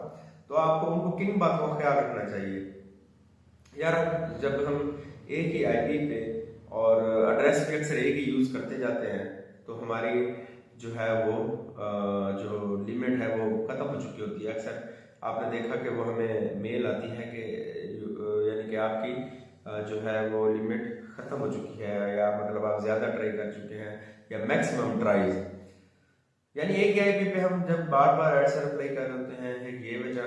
और दूसरा ये है उनको ये ख्याल रखना चाहिए कि आईपी चेंज करें, मोबाइल का कोई भी नेट यूज़ कर लें। नंबर 2, उनको ये चाहिए कि मेल जो रिकवरी है ना, एक मेल पे यूज़ ना करते हैं, डिफरेंट यूज़ करें, जो नंबर है फ़ोन नंबर वो भी डिफरेंट यूज़ किया करें, एक ही पे सबको 2 स्टेप और या वो ना करते जाएं, ठीक है। ये नंबर 3 हो गए, 3 चीज़ें हो गई। चौथा ये कि जब आप एड्रेस जो है वो डिफरेंट यूज़ किया करें, ठीक है। ये 4 चीज़ें। 5वीं ये कि जब आप बैंक लगाए ना, बैंक जो बार बार आप यूज़ करें उसको यूज़ ना करें, कोशिश किया करें 3-4 दफ़ा, क्योंकि बैंक अकाउंट खोलना मसला नहीं, और वैसे भी भाई बहन किसी का भी बैंक आप यूज़ कर सकते हैं। तो लिहाजा इन बातों का ख्याल रखना बहुत ज़रूरी है। उसके बाद आपकी आइडेंटिटी कभी भी फेल भी नहीं होगी। अगर फेल होगी तो आप मुझे कमेंट्स करिएगा, उसका आपको मैं पे करूँगा जुर्माना, क्योंकि मेरे बहुत से आइडेंटिटी फेल हुई हैं, बहुत से मसले मसाइलों में हैं। और अगर आपको आइडेंटिटी सारा ये प्रोसीजर नहीं आता तो आप मुझे कमेंट्स कर दें, मैं आपको एक डिटेल वीडियो बना दूंगा कि आपको मेल के अंदर कहाँ का नाम चेंज करना है। हम जैसे एड्स एंड परचेज कर देते हैं तो कुछ नाम XYZ कुछ भी लिखा होता है, तो वो हम क्या का नाम चेंज करना, पेमेंट प्रोफाइल में नाम चेंज करना, पहले सारी चीज़ें ये ज़रूरी होती हैं। उसके बाद जाके आप आइडेंटिटी क्या करें। अगर आप ऐसे ही अपना ID कार्ड लगा देंगे तो वो आपके इन प्रोग्रेस ही खड़ा रहेगा, क्योंकि वो मैच नहीं कर रहा होता डाटा। तो इन बातों का आपने ख्याल रखना है। अगर फिर भी अगर आपको कोई मसला है, अगर आपको कोई प्रॉब्लम आप फेस कर रहे हैं, तो आप मुझे ज़रूर मैसेज करेंगे, तो मैं आपको इसका कंप्लीट वीडियो बना के समझा दूंगा कि कैसे आइडेंटिटी में कहाँ कहाँ तब्दीलियाँ लानी है और कैसे इसको सही करना है और क्या तरीक़ाकार होगा। और अगर किसी और भी आपको कोई मसला दरपेश है किसी और बारे में भी, तो आप वो भी मुझे बता सकते हैं, मैं उसके बारे में भी वीडियो बना दूंगा ताकि आपको प्रॉब्लम ना हो। अगर आप मेरे चैनल पे नए हैं तो चैनल को सब्सक्राइब कर दें, वीडियो को लाइक कर दें, शेयर कर दें, और बेल आइकन के बटन को बेल आइकन के बटन को ज़रूर प्रेस कर दें ताकि आने वाली वीडियो जो है मेरी उसका नोटिफिकेशन आप तक पहुँचता रहे।